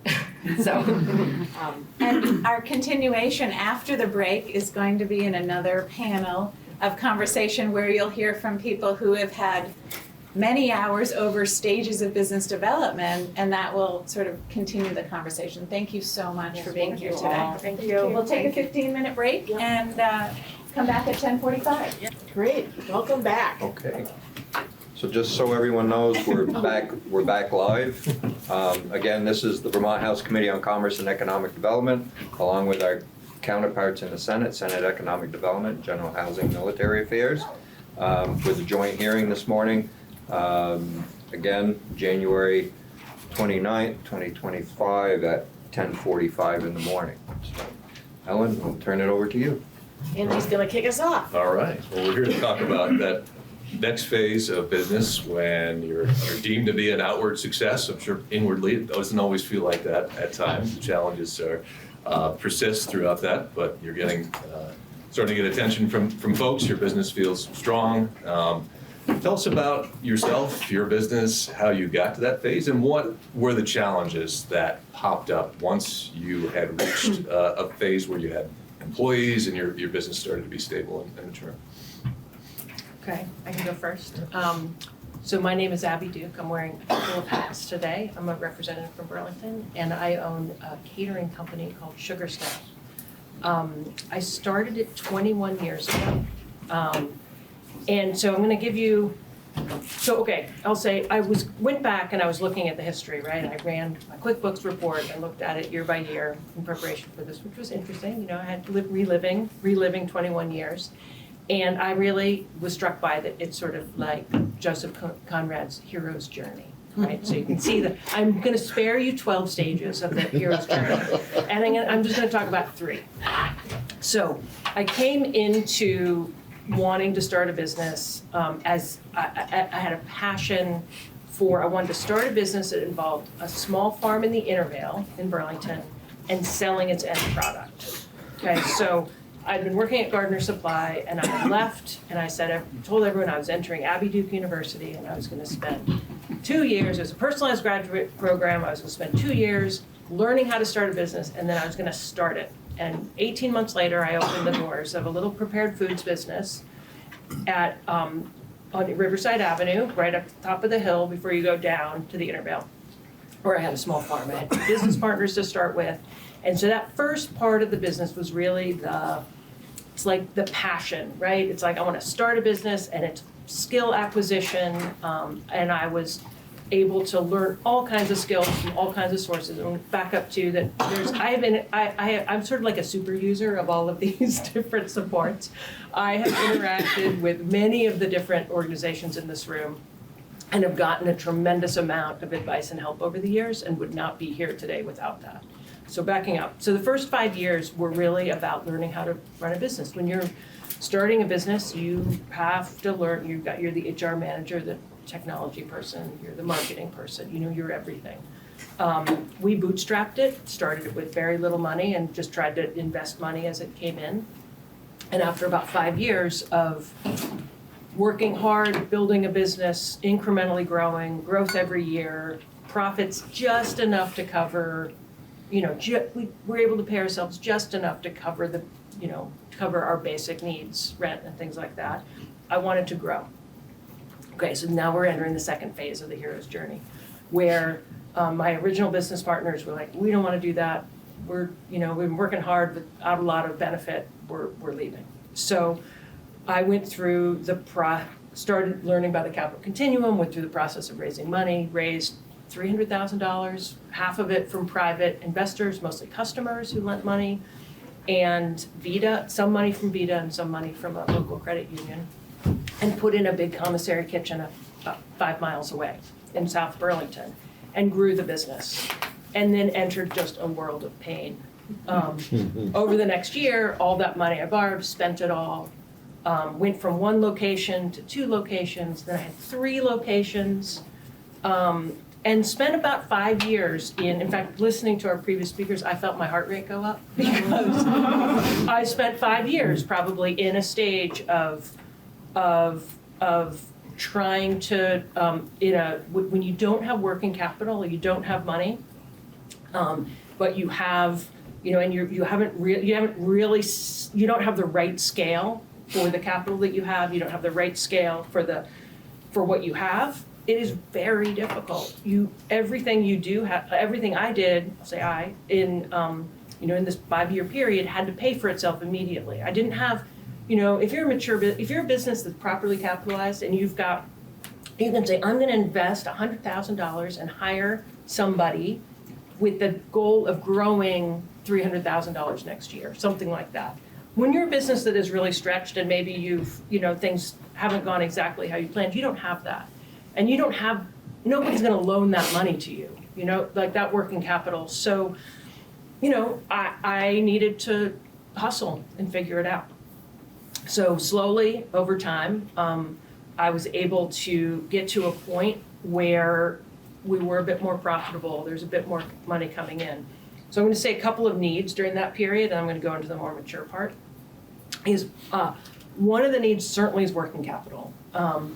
Another need is, and this is where I had the fortune of, there's 2 resources I want to highlight that I had the fortune to be part of during this extended period. One was, I was part of a cohort group with the Vermont Agricultural Development Program, which, VADP, that's what it was called at the time. Yeah, it doesn't really exist anymore. It's morphed into a different sort of coaching sort of thing, but a guy named John Ryan ran this program. I was taken on as a client, and I called him my business therapist. Because when you're in a period like that, it's like there were times where I was behind by 60 days on every single vendor at home and at work. Who do you talk to about that? You don't talk to your employees, you don't talk to your customers, you don't talk to your family. You really, if you don't have a peer support network, it's very isolating and lonely. So that was something that John created a peer group of other businesses he was working with, and he would bring the business owners together for regular, basically, sessions just to talk. And I found that, and I made connections, I found that incredibly helpful. So then I'm going to keep speeding up, going on. So I tried, during this period, I learned a lot. I tried so much. I became a sort of a master adapter of this sort of thing where you're just trying things. Okay, it didn't quite work. I'm going to adapt. I'm going to push it. And then we were coming out. I changed the business model, simplified it. And then the pandemic. I had the best year we'd ever had.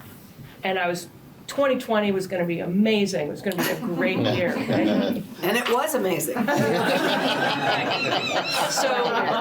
I was at a catering conference, as it happens, in March, when it was all going down. And then I left early. This is in Las Vegas. Las Vegas was shutting down, basically, as all these caterers were leaving. I was flying back and doing cash flow analysis on, notebook, just like this, like, okay, and by the time I landed, I had called all the employees together and I was like, all right, everybody go to unemployment right now before everybody else goes on Monday. This was Friday, right? So they got in line because it was like, this is happening to us now, but everybody else is gonna hit it next week. Now, I will say for COVID, after spending the bulk of 10 years adapting and trying different things and trying different models and tweaking, I was prepared because I was able to right away start trying different business models and different things. I also, because of my relationship with VSJF, I was able to access a coach, which was really helpful to help talk me through some different things. Now, COVID ended up being, a huge year for us because we took on a small contract that got much bigger, providing meals for the Department of Children and Families for the motel program. So I operated a factory for a year, literally a prepared meal factory. And so as we came out of COVID and the business opened up again, I had an unfamiliar experience, which was I paid off all the debt. I had money in the bank, and I then was able to operate a business that was properly capitalized. And I will tell you, it is a much better experience. And so I've spent the past 4 years at this point. I said, okay, 10 years ago, I went to my first business succession planning workshop. 10 years ago, I was like, okay, you got to start planning for 5 years ahead of time. I'll start planning now. So for 10 years, I've been in the back of my mind thinking, how do you set up a business for succession? Coming out of the pandemic, I was able to start implementing things like, how do I slowly work myself out of the business? How do I build the systems, build the staffing? And really I focused, and I really focused on having a business of the right scale to maximize profit and maximize employee benefits. So, I spent a lot of years trying to grow and then realized not every business in every industry, there's a sweet spot of scale, right? So coming out of the pandemic, and over the last couple of years, I've really been able to tweak that and understand, and I really very much understand for a full-service catering business in Chittenden County, what is a sweet spot of scale. And I've been able to increase the wages I pay significantly. That keeps people, I have 6, to give you a sense of scale, I have 7 full-time year-round employees. The shortest tenure with me is 4 years. Longest is 8, I think. And then I have about 50 what we call on-call employees, bartenders, servers, who work events. It's kind of like really well-paid gig workers, basically, but they can pick and choose. Turns out the way the employment works now, it's a lot easier to find those people than it used to be because they don't want to commit to a full-time job, but they do want to work. So that has kind of been the scale, is that, and I've just been working that scale, and we don't need to grow per se. The important thing is growing profits, not necessarily revenue, and growing but that lens of how do I increase how much I'm able to pay employees, not necessarily more employees, just take the current ones that I take care of even better of the current ones that I have. So I would say the needs over the last 4 years have really been about helping to figure out the succession planning. I obviously have been able to work myself out of the business enough that I can serve in the legislature. I still run the business. I have a great team who really run the day-to-day. And, I'm kind of keeping my ears open and open to the possibility of finding, and I'm not in a rush, but I am trying to find what is the next ownership look like of my business. And that is really not easy. It is really difficult first you need to set up the business for sale, but then also finding who is that, what is that next generation of ownership? Who is it and how do you finance it? And so it's a, you know, I've talked to lots of business owners, it can take years of figuring that out. And that slide was pretty sobering, seeing the number of, you know, sort of boomers, right, owning those businesses was really sobering. I'm in Generation X and I'm thinking about it, so I can only imagine if I was as a baby boomer. Great, so. Good. Thank you so much, Abby. Yep. Thanks, Abby. Yeah. It's great that you're thinking about that now, because I think so many business owners wait until they're ready to exit and then start to think about it and become very frustrated with the process and how long it takes. Yeah. Whitney. My name is Whitney. I own Axel's Gallery and Frame Shop in Waterbury. I'm the second owner of this business. It's been in business for over 40 years. I've owned it for 13. I started the succession planning 5 years ago. I went from a solo entrepreneur to I have 4 employees now, including myself, only 1 full-time, 2 part-time, and then myself, which isn't really either of those, part-time or full-time. More than full-time? I have seen some joys and challenges of owning this business. It's not one of those super sectors that you mentioned on the slide. It's this strange niche product that we sell. The majority of our business is custom picture framing. And I would guarantee probably a lot of you sitting around in this room have only used custom framing maybe once in your life. Hopefully more. When you do get ready to, some of us use it a lot. Yeah, when you do get ready, please find me. I am incredibly grateful for the services that these service providers have given me over the 13 years. Actually, my business advisor is sitting here and I almost feel like he was here for me.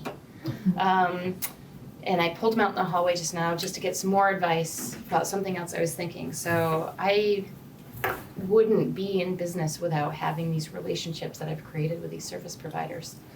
In fact, I'm energized listening to today's conversation about how I could utilize their experience even more with some other things that I'm planning and working on.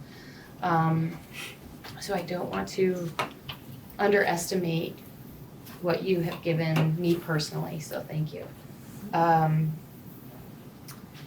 COVID was a really great turning point for my business. It actually was really great for us financially. A lot of people were now home overanalyzing those spaces.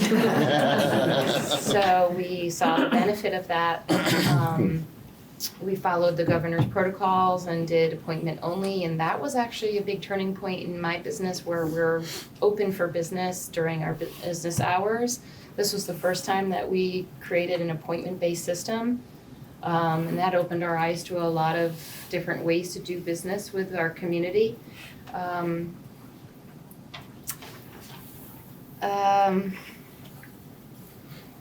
What else can I say here? I've utilized these service providers for negotiating leaseholder agreements. We just moved from across the street it'll be 3 years now. But when the commercial real estate seemed to be pretty hot, especially in Waterbury, our landlord or representation from our landlord came to us and told us that our rent was changing as of last month and that I could expect my rent to quadruple over the next 3 years. Wow. So I was able to inform them that I actually did have a lease that had an agreement, and which surprised them and I'm sure frustrated them. But I was writing on the wall that I needed to start looking for a new location. And I was able to secure the space across the street. I'm paying more rent, but I didn't have very many options. So that was definitely a challenge. It's still a challenge that's presenting myself. Each buyer that comes to me questions why I'm paying so much rent. but just a fact, it's one of those factors of doing business, I feel like, in a city that people really are looking at to moving their business or their homes to. So I'm trying to navigate that. I've also used the Small Business Development Center for valuations, trying to help understand how much my business is quote worth or the value of it. So that's been a really great negotiation tool. I will say that one of the challenges that my potential business owners or buyers are showing me is the relocation cost to Vermont. That's factoring into, my business is small. I'm not selling it for a lot of money. But the cost of relocating to Vermont and the challenges that they're having finding housing to just try to get here is significant, so much that it's in conversation with me over buying my business, and it might impact the price I sell my business for. We did get some support with some human resources issues that we had that came up when I started having employees on board. There's so many things to do in a day that you go to bed thinking that you just didn't serve the day justice because there's just too much to do. So I am excited to get out of this business. I'm excited to work for someone else. Maybe it'll be the person who buys my business. I'm not sure about that, but I will say it's incredibly hard to sell a business that has variable income from year to year. I don't get a paycheck. I get kind of the leftover of what that is, and it varies greatly, and it's under the poverty line many times. So I think it's hard to sell that. It's hard to sell the responsibility of providing a cultural resource to my community. And it's also hard to sell the responsibility of keeping my team employed. So those are big weights to shoulder, and I'm trying to do the best that I can to sell that in a positive light. So how successful are you at finding people to dialogue with you about selling this business? Is it difficult to find potential buyers? It's difficult to find the buyer that hits all those points. Sure. Is fine with a variable income, wants to support my community, and keep my employees employed. A lot of people are looking at how to cut costs. Is this person in your business important? Do you need to be in this location? How can you make more money? What are your ideas on how to make more money? There are a lot of people that come and kick the tires, and they are also interested in owning a business that they don't have to work in. That is the majority of people that I'm getting. Just, can I kind of be a absentee owner and the business can run itself? God, I wish that was the case. To some degree right now, I feel like Abby, you mentioned a sweet spot where I feel like I'm in that sweet spot, oddly enough, when I'm ready to sell it. So it's made me think, is this the right time? You could actually enjoy it right now. Yeah. So I feel like I have one person, right? It only takes one person. And I've got one person that's far enough down the line, not to say that I haven't received an offer before. This one person would be perfect, and I don't know how to stay cool. Like, I'm trying to stay cool and just answer the questions, and hopefully I'll get there. But I would say the relocation, the variable income has been the hardest part for the buyers. I pay $90 a month for my business to be listed on an Biz Buy Sell. It's a company that basically is a wholesaler for businesses, and that's where I've gotten most of my real leads. A lot of my community is just like, how much are you selling this for? Yeah. That stuff. And I will say there are brokers who help with, are you working with brokers? I'm not working with a broker because I'm selling my business for so such a small amount. And there aren't many brokers that work, there are very few brokers that work with small businesses. Right. You know, there's. Yeah, there's one for general stores. I have a question for both of you around this notion of regulation. Oftentimes, you know, there's a general conversation that's happening like businesses are overregulated. And again, as we talked about earlier, not one size doesn't fit all.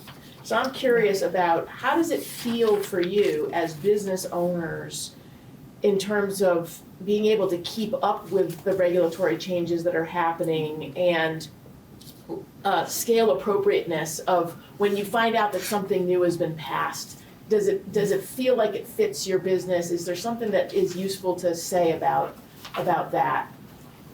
Do you want to go first? I would say that, first of all, I'm not the best business owner. I don't keep up with a lot of things just because there's so many fires I'm putting out. So I really rely on the team that I work with, which is really just my accountant and Charlie Iniger from the Vermont Small Business Development Center. So I rely heavily on them to help me know what's going on in the landscape. But I also trust the people that I've elected to be in these seats to think of me in this regulation that is being passed. So I have incredible trust, maybe too much, that these things that I am now having to do is for the general good for my community. So a lot of the regulations that my business deals with are health department and liquor control. But I will say just in general, I've had very helpful and as a general rule, I've had helpful and positive interactions with state agencies from the beginning. You know, when I was like, how do you register a business? And the Secretary of State's office, you know, helped walk me through that. So I would say the service that all of our agencies provide is really important as far as communicating regulatory changes. There have been a couple of tweaks to liquor laws since I've been in business, since I had a liquor license, that have been really helpful for small businesses. And I think that has been through some advocacy from, you know, the small business community. You know, I have not felt like, we have not felt overregulated. The key is, I think, that communication and the technical assistance to help understand what those things are. I did go through a very painful tax audit a number of years ago, which was, and they had created a fact sheet for caterers because it turns out we were not alone in interpreting rooms and meals tax versus sales tax incorrectly. I won't go into the weeds about it, but it was painful, but they did provide really good service about helping me understand it. And then we're proactively educating caterers around the state. So I think that just the ability for us to be proactive in providing resources to help people understand the regulations and the tax implications of different things is really important. Got a room full of policymakers here. If you look back on your business, what's a support that would have helped you along the way? And don't say free money because they don't like that. I think for me, paying self-employment tax on top of my individual tax just seems is hard. It's hard. It's a hard pill to swallow. We don't have, my husband and I, we don't have kids. And I've always thought, God, it would be great to have that tax credit. In addition to other things. But it would be wonderful if there was some sort of credit given back or some sort of benefit besides the feel goods of giving this service to my community and my clients. It would be great to have some sort of, I don't know, thanks for doing a good job kind of thing. Yeah, I would say that the challenge of supporting yourself while you're starting and growing a business is, you know, I come from my family situation is that if I was really, in fact, a couple of times my parents stepped in and helped me out a bit, and if I hadn't had that, I could not have started a business. You know, so I see there's sort of some assets that I had coming into starting a business, and if I had not had that, I could not have done it. If I hadn't able to use Dr. Dinosaur for my children, would not have been able to have a business. Had not, so I think that thinking about supports for small business owners when they are in that early and growth stage where, like, how do we support the businesses essentially because those, we've heard from everybody here who was not always able to pay themselves. So I think how we can support business owners themselves through that. Don't have the answer, except I don't know if we could figure out healthcare. When we solve healthcare, that would help, and solve housing. I mean, the other thing is looking back to, I started my business in December of 2003. I had bought a house. My mortgage was like $650. So that's the other piece, is that when we talk about cost of living, it's like, now, could I start a business now? Thinking about back when I was 32, 33, whatever, I was able to my cost of living was really low. At the time, I didn't think so, but looking back on it, it's different now, right? Even like a starter, a little starter house, it's not gonna be, so that's the other thing I think about, is that we are stifling our economic growth and our ability to start businesses when a business owner can't live on peanuts, while they're in those early years while they're building their business. And I would say financial literacy, financial skills. I think I'm pretty savvy, and I read a lot and I pay attention, and I really understood my profit and loss statement until I was in an SBA Emerging Leaders class in 2017. That was the first time I learned how the balance sheet and the profit and loss statement interact. My mind was blown. Did not know, and this was like, and I thought I was pretty seasoned. So I think more basic skills, more financial literacy skills for business owners. I think a lot of small business owners do not understand their books. They do not. They don't know their costs. They don't know, they're like, I'm making money, but they don't know why they're making money. They don't know what the scale of their business is. It took me years of trial and error to understand, like, oh, I shouldn't be a $5 million business. Like, that is not, like, it's not ever gonna get there, right? And I shouldn't even try because of a variety, that, I love that, your triangle, right? Thinking about the market, the business, all these things. But I think more basic skills for business owners, more peer support, more, replicate all of you so that there's more of you, because there is a lot of need out there. And the other thing I would emphasize is that we talk a lot, and you hear a lot in the policy space about growth, about adding jobs. And I think we also need to remember we are trying to improve jobs, right? We're trying to improve, like Allison, you were talking about before. Like I employ fewer people than I did 5 years ago, but they make a lot more money. But you're paying more. Right. Yeah. The lowest paid full-time year-round employee that I have makes almost $29 an hour. And they get an HR raise, so they get money towards their health insurance. So that was not the case 5 years ago. In 2019, I was like on a path of incremental improvements, but I employ fewer people. Make more money. So I think we also need to have that mindset of, like, how are we helping businesses improve their bottom line?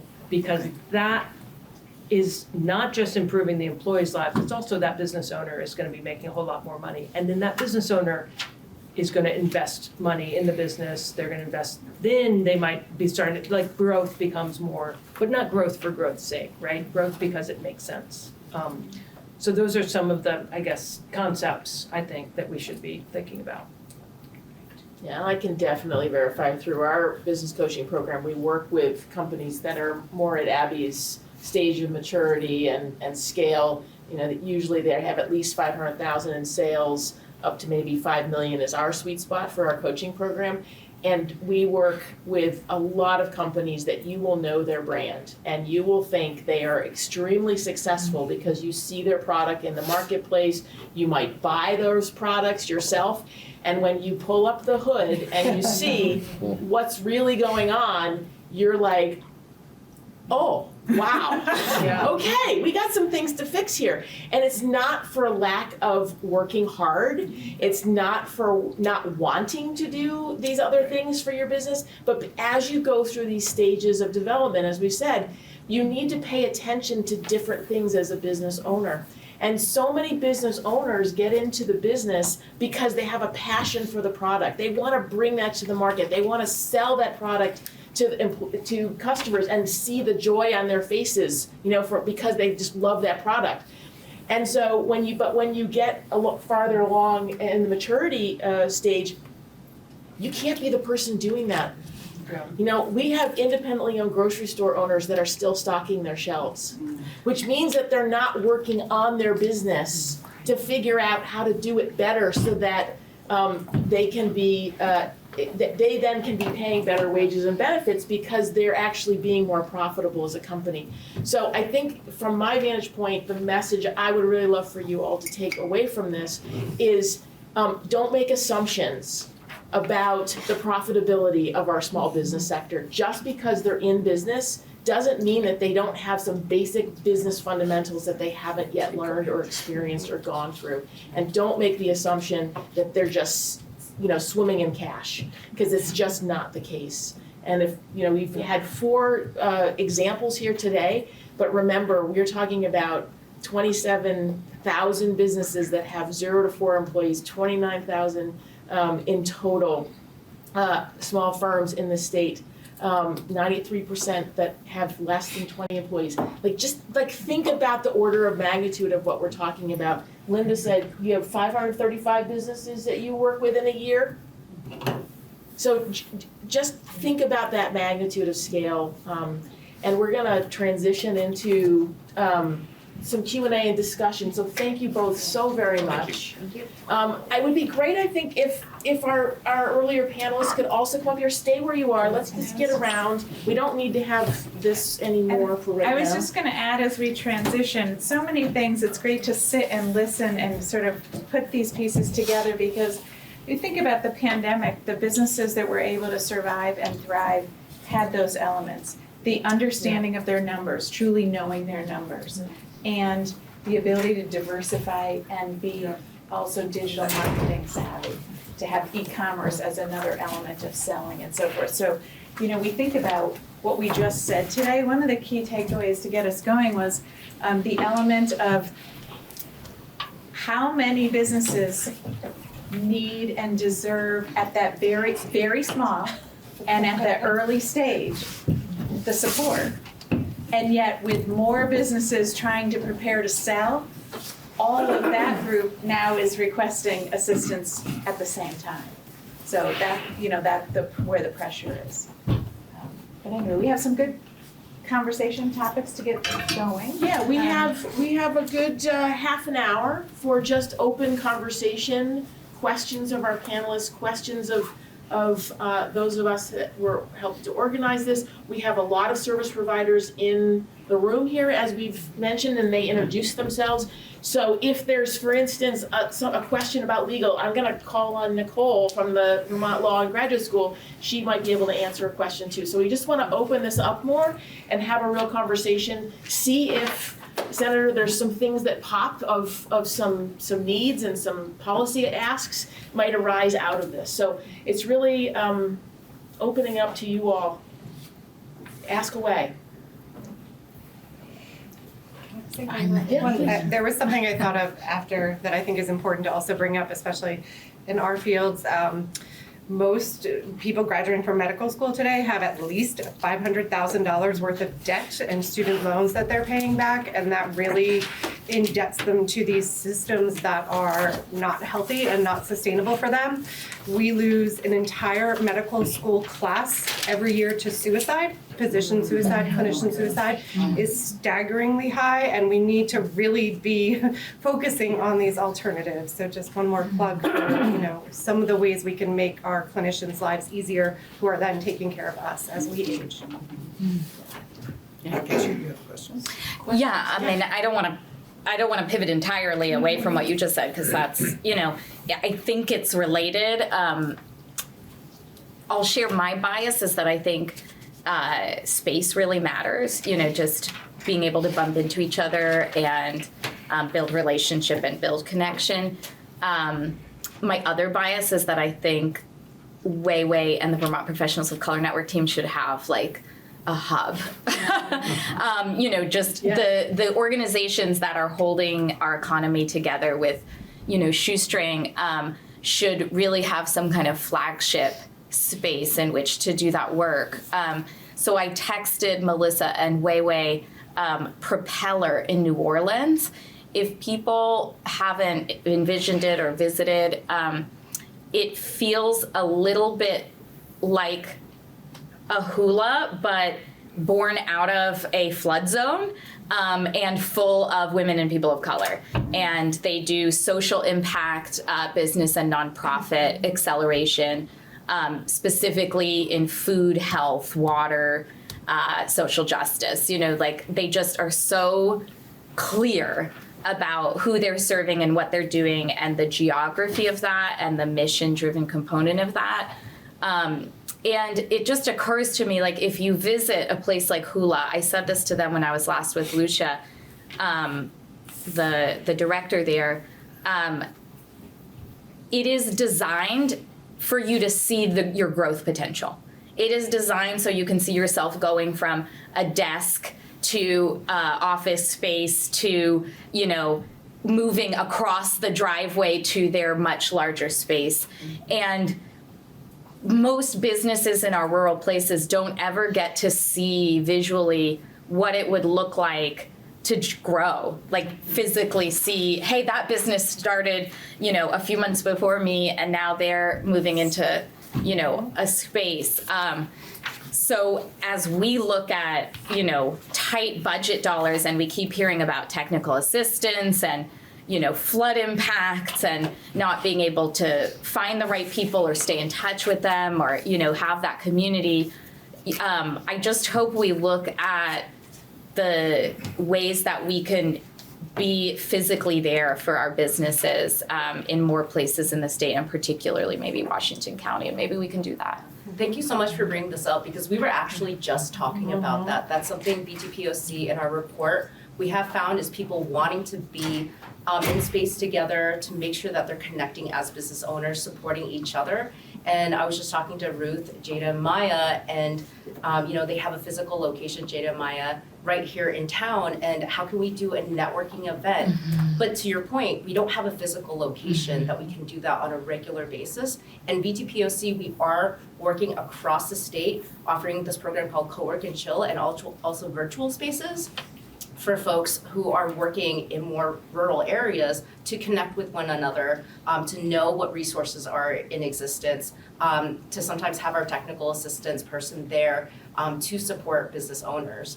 But that, again, is limited because, going to Fairleigh is $152 in reimbursement miles. I know that for a fact. Like, we just talked about this, and then we have to balance, like, what are we actually going to be able to offer people? Because, like, do we then just stay in Chittenden County, because that's where a lot of our team is based? We have someone in Thetford, but like for someone else to drive all the way out there, we have to really balance it because it doesn't necessarily make financial sense. Oh, yeah, and in addition to that, there's a company a company I stumbled into on Facebook, I guess because I was doing a lot of this capital expansion and trying to scale up my knowledge of what I need to know to run the business at this growth stage. And I really was attracted to their model because they are a school of people who are experts in business growth, and they help the business owner get the MBA while they scale up their business. And they use a lean methodology, which is for software developers. That's how they create products through iteration. So very lean approach, really startup bootstrap approach to helping businesses scale up and also scale up their expertise and come out of the whole process with an MBA, and they also help match you to venture capitalists or funding sources that can help you like now operationalize your plan. So thinking about helping businesses in that kind of non-traditional, but also tapping into all the traditional institutions that are out there and helping them work together. Also, give us your interior design card. Let's give it a vibe. Like, we want this. Yeah. Emily had a question. Me too. It kind of shifts us a little bit from the need of space conversation, but I'm curious about how shifts in technology, particularly social media, have been affecting your ability to advertise.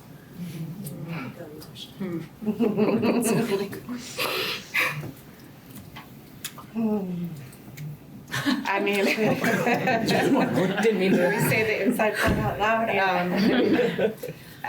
I have concerns about meta, information.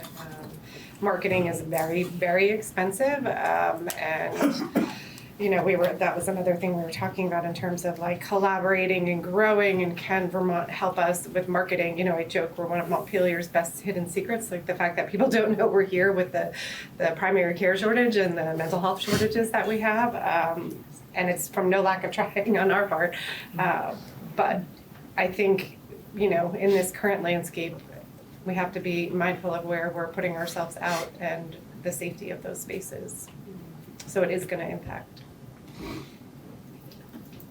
I have a technology comment. It's not so much about marketing. I'll say my business is in a really fortunate position, which is, so after, we've been in business for 21 years, and I feel like the switch happened after about 15 years, where all of a sudden everything just became a little easier.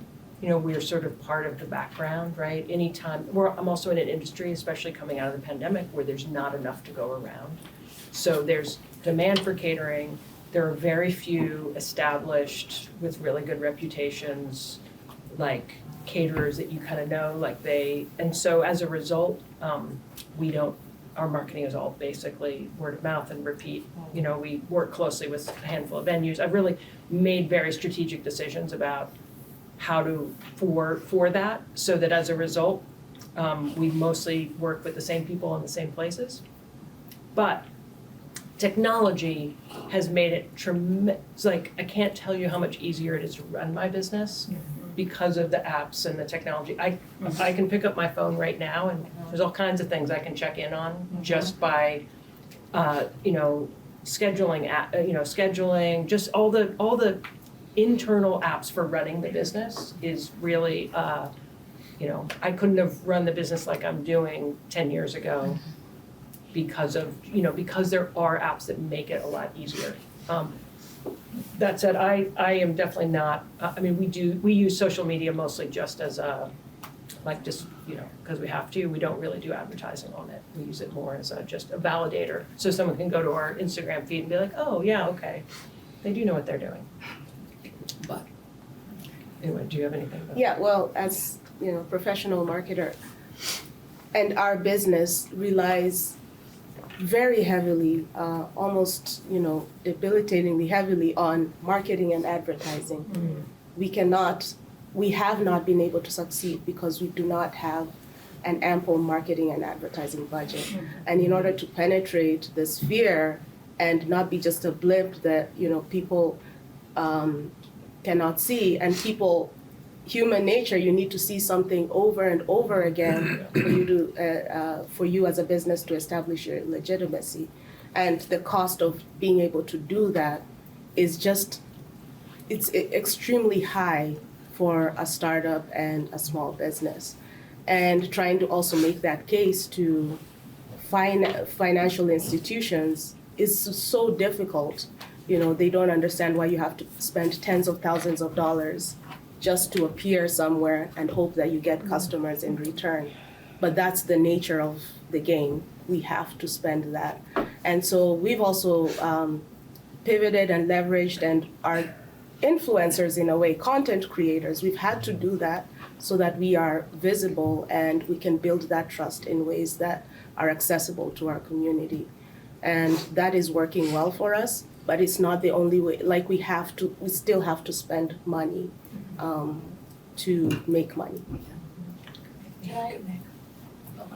Sorry, I just wanted to, sorry, Mike Ripley, who couldn't be here today, he had also, when we were having a conversation with Ruth, wanted to put a finer point on it, what Ruth is saying. When we're talking about marketing, we're also talking about branding, having something that's visually appealing, and that's why it's costing so much.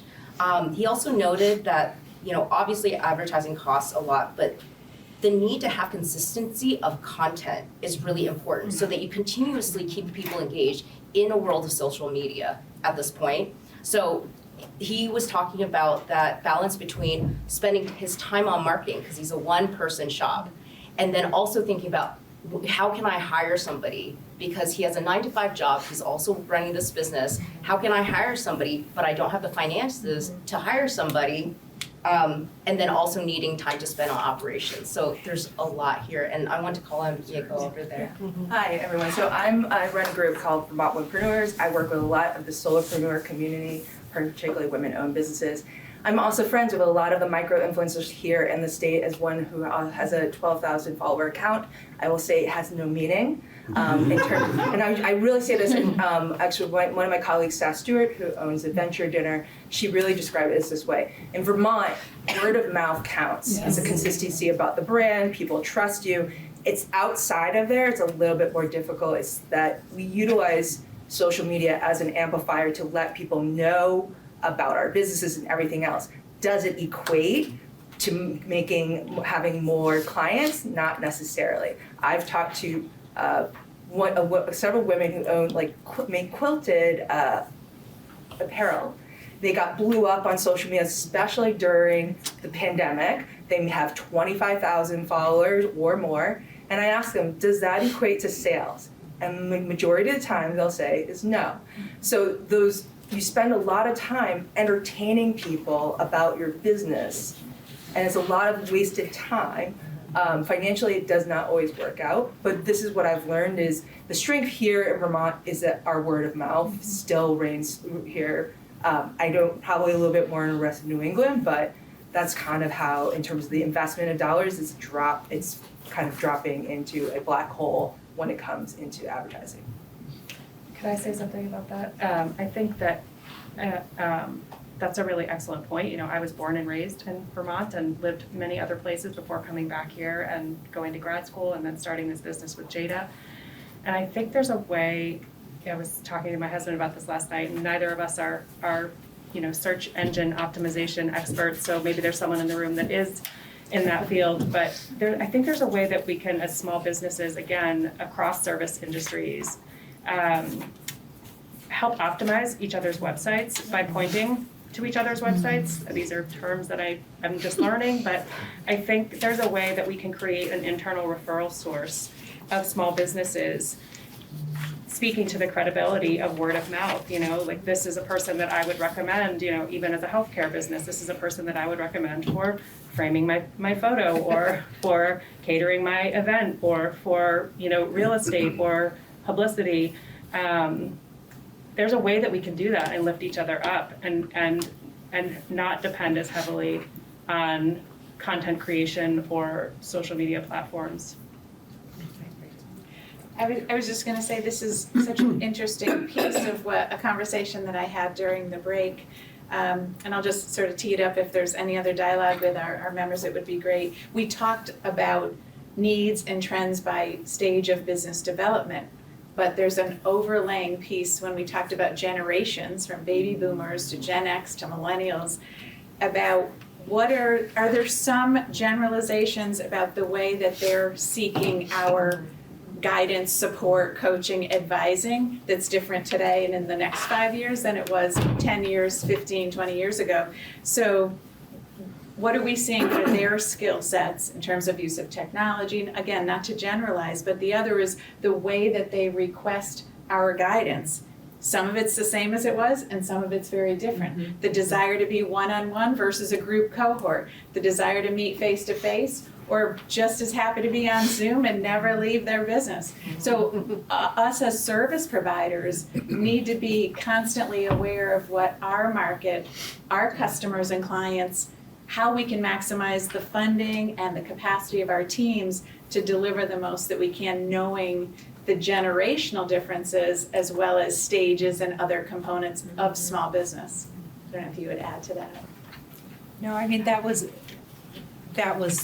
where my question was, right? Like, and how do we as a state do the best to support all of the different stages, all of the different generations? Where are the gaps, right? And where are we overspending where we should be spending more in a different area? And I mean, obviously, we're not spending enough in any of the areas, but you know what I mean, like in general, right? Like, and so I'm really looking to you for that guidance, right? And to, you know, who are the clients that we just can't reach because they need something we're not offering, because the way we start business is changing, because the supports we need in the business community are, you know, very different today than they were 40 years ago. And It's so- great for us to have some takeaways as well as everyone else, because this is energizing for us as a community of service providers to sort of take our thoughts from today and go out and, you know, continue to work together. Well, to tag on to what Edie just said, because we talked about this during the break, how do we amplify the dollars that we are able to allocate to this? How can we, for example, build your one-on-one coaching, navigating to being a cohort of similar businesses at similar growth periods of that 29,000 businesses? And the other, I mean, David, there may not be specific asks, but the needs that are illustrated are so stark and clear, I think. I mean, and all the areas that we are able to help in technical assistance, workforce, public policy, and to some degree, financing, figuring out how we can really be actually effective in working capital. I'm not actually clear yet on how we, as a state. But the other need I've heard starkly illustrated is when our medical providers don't have healthcare insurance. So I think we really have to be looking, when you have a critical mass of 29,000 businesses, we have to be, and Blue Cross Blue Shield is struggling to survive. We have a population that has need, and we have a business that has need. Surely we can come up with what the chamber used to have, which was a group offer that was reasonable and less expensive. And I think 29,000 businesses could surely navigate and negotiate a great deal with Blue Cross Blue Shield at this moment. So I don't know what the right umbrella is that they should be all under, but it strikes me that you're in a great negotiating position, and we desperately need to be able to have that, and whether it's SBDC, offer, you know, who's the umbrella? It had been the chamber, but that is a clear need that we need to be able to. I think there's a policy actually that prevents that from happening at this point. Well, maybe that's a policy we should be. Yeah, so we, VTPOC, we had thought about doing that for our members, and we spoke with Lake Champlain Chamber of Commerce, and I think at this point, it might have been like 10 years ago, there was policy enacted that prevents that from happening. And so you can only do it for dental insurance and vision insurance. You can group, but you can't group. Yeah, I remember that because that's what, that was the stumbling block the chamber hit. And so we need to be able to figure out how to. And that's a problem for nonprofits get rid of that, yeah. Yeah. But for one of the points around, you know, like existing programs that just for literally a little bit more money could really maximize impact. Yeah. I think what the RDCs have stood up with having an online portal to match small grants, $3,000 to $5,000, to be able to get that next stage website done, you know, to get the legal counsel that you need, or to get a better accountant who can really help make sure that your numbers are, your chart of accounts and your numbers are really where they need to be, so that you can then go apply for a loan. Like those kinds of small investments in businesses at critical stages and making it easy. I mean, Andy, you can speak to, like, the paperwork involved in doing that was probably pretty minimal, right? And it was pretty quick to get that money out the door. Which is great. Just connecting those people that are having, the connections are not happening naturally. Right, but that also brings up the issue which we haven't discussed, which is micro business. And small amounts make a big difference that we have found with micro business. And in terms of the impact, the big bang for the buck, our investment in micro business has been hugely rewarding. And you might, one of you want to say anything about micro business? Because it's sure on our radar screen. So the microbusiness organization, Community Action Groups, I know. CVOEO, was the representative on that hub and spoke community navigator pilot program I referenced for those 2 years. And so in that case, they were one but represented all 5 to be statewide. And certainly we all benefited from a greater referral back and forth. That again, sort of sharing what are we doing, what are we seeing, what are the needs, and they did a lot of programming that we all drove our contacts and clients to based on topic. A lot was around financial literacy, digital literacy, and just convening, so people had a place to talk about common challenges. So yes, a critical partner on the continuum, certainly in our view as far as a close statewide partner. The other thing I might suggest to take a look at, and Secretary Curley, I'm really sorry I'm not giving you a heads up on this until right now. But Secretary Curley and everybody that is working at Department of Economic Development is working so hard. They're so under-resourced, honestly, compared to other states. The department is just too few people trying to manage too much. And then with all of the flood recovery stuff, how you had to stand up the VGAP program and manage so many millions of dollars going through there. It was unbelievable, the hours that staff put in. So thank you for that. And one of the things that they run, you may be familiar with, is the Vermont training program. And over the years, that program has had some outside eyes on, let's say, that raised some questions about who those funds were going towards, and it over time has really been very, very prescriptive over the exact type of training that can be delivered and to whom and who those funds go towards and all that. There's a lot of, it's very narrowly prescripted, I would, in my opinion, at this point. So much so that one of the things I think there's an opportunity to take a look at is it's designed for, a lot of it is designed for upskilling existing workforce. Critical needs, especially in our larger businesses, so it's not about not doing that and probably needing to do more of it. It's an and. The and is, as you've heard today, small business owners are themselves workers in their business. And right now, the way the statute reads, they are not considered a worker, and thus, for instance, my coaching program, your business assistance program, other VMAC who was here earlier, if we want to work with the entrepreneur to help them with their leadership skills and improve, and thus improve their business for better wages, better benefits, more profitability, healthcare, and their management team in things like strategic planning, mapping out their expansion, project, like thinking about project development that's going to get them to that next stage of development. Those funds are not usable. They're not accessible. It doesn't qualify for what the statute says those funds are to be used for. So again, not to say don't prevent the upskilling work, but there is an existing state program that is well run. It just is under-resourced. You could add more funding to that, open up the statute a bit, provide those funds to actually be workable for small businesses, because right now it really isn't. That's an idea to play around with. Yeah. Sorry, I hope that's okay, Secretary. No, it's fine. I'm obviously going to support, the governor's recommend, but I will advocate for flexibility because I do think our labor force is changing. And I think that we need to pivot with it.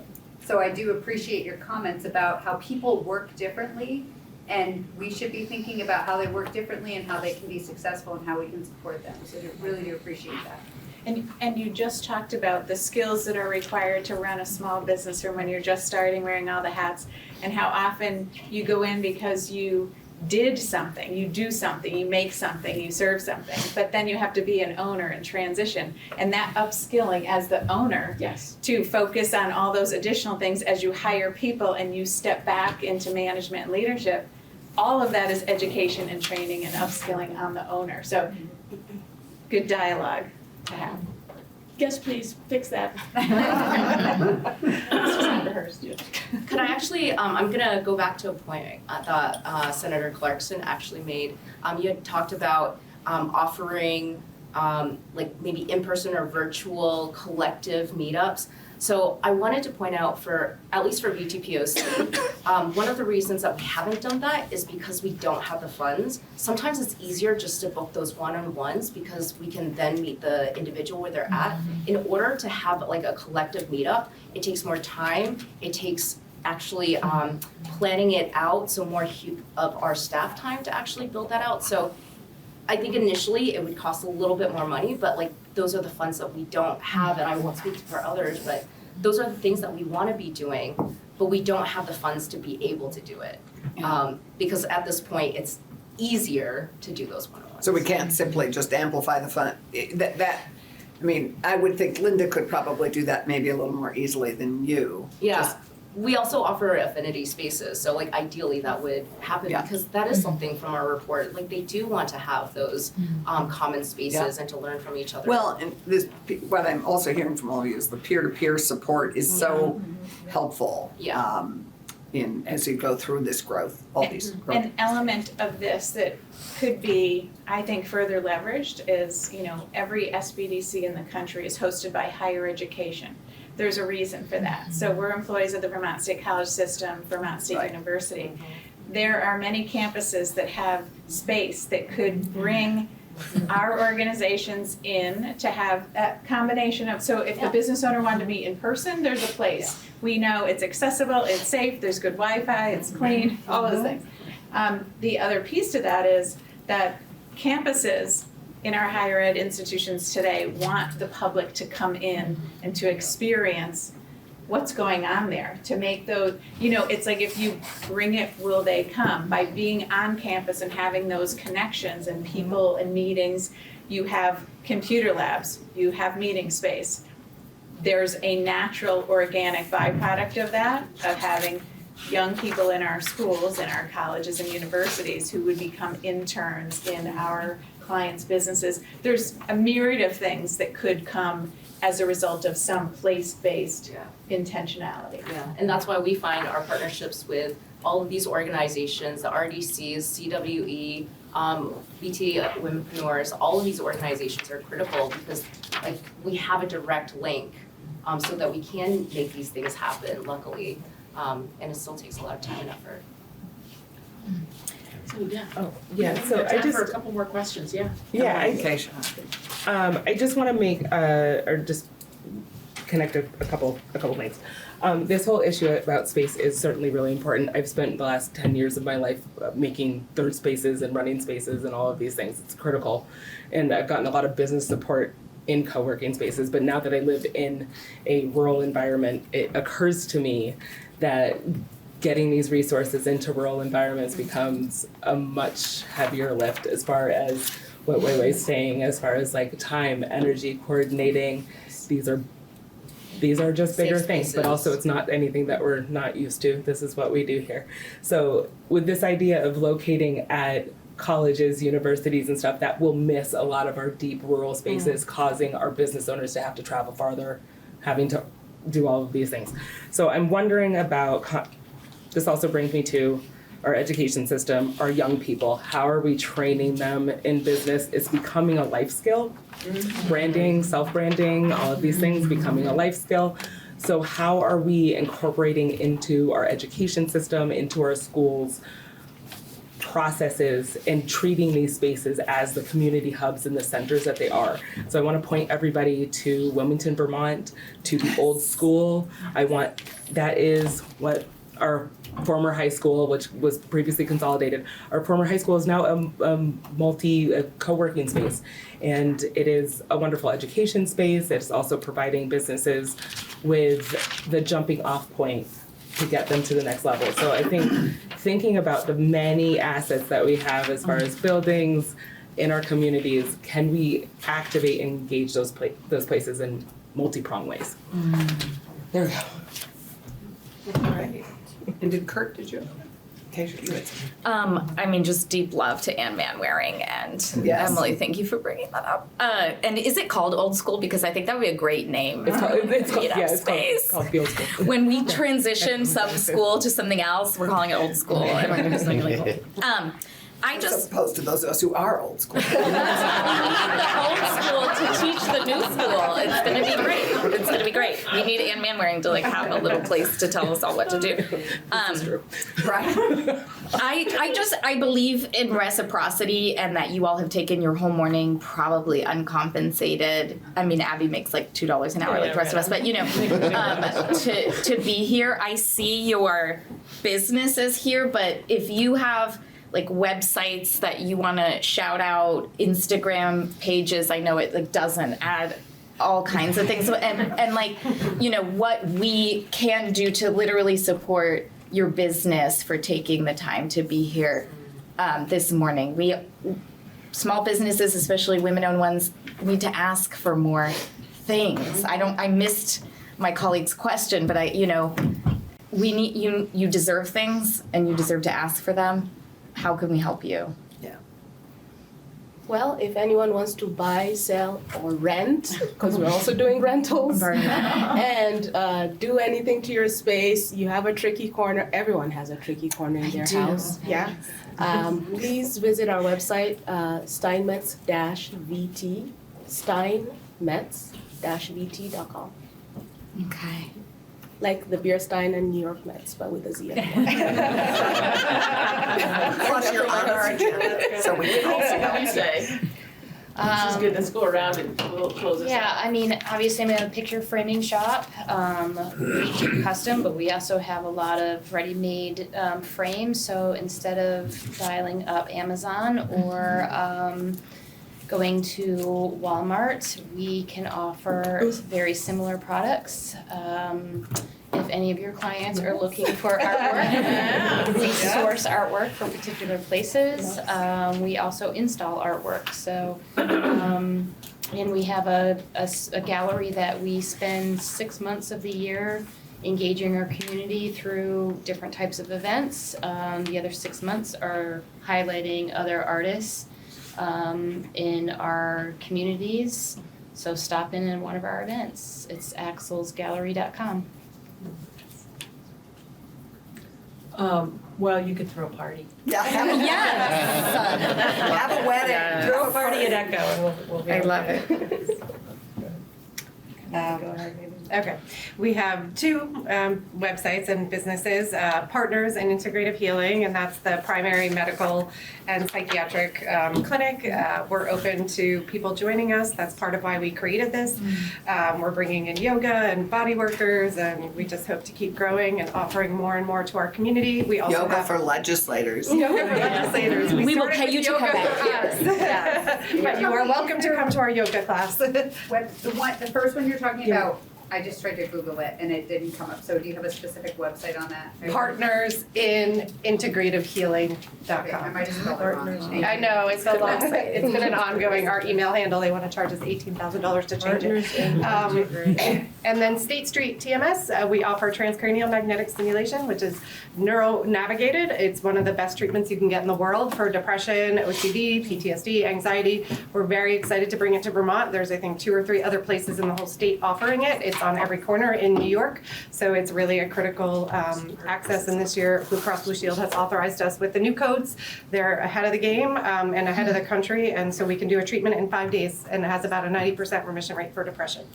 So we're really excited to be offering these services to Vermonters, and we're always open to collaborating, shared workspaces, and just growing community. We at one point were featuring artists, and then ourselves just got behind, but we have space, and we would love it if people wanted to come display their artwork or just hang out, come for a cup of coffee. We're right down the street. So that's great. Well, thank you for that. Monique We has certainly- one, so- Monique has one I just have question. one question, and maybe this is for a service provider question, maybe way too. And Miyako and anybody else in the audience, I know when I've offered like small business planning classes or just like networking events, like the amount of money that it takes to offer the things that we don't think about as far as like diverse groups, whether it's like in particular needs like ASL or language translation, or even like neurodivergence and like facilitating different learning needs and things like that. I'm just curious, like we haven't brought that up, but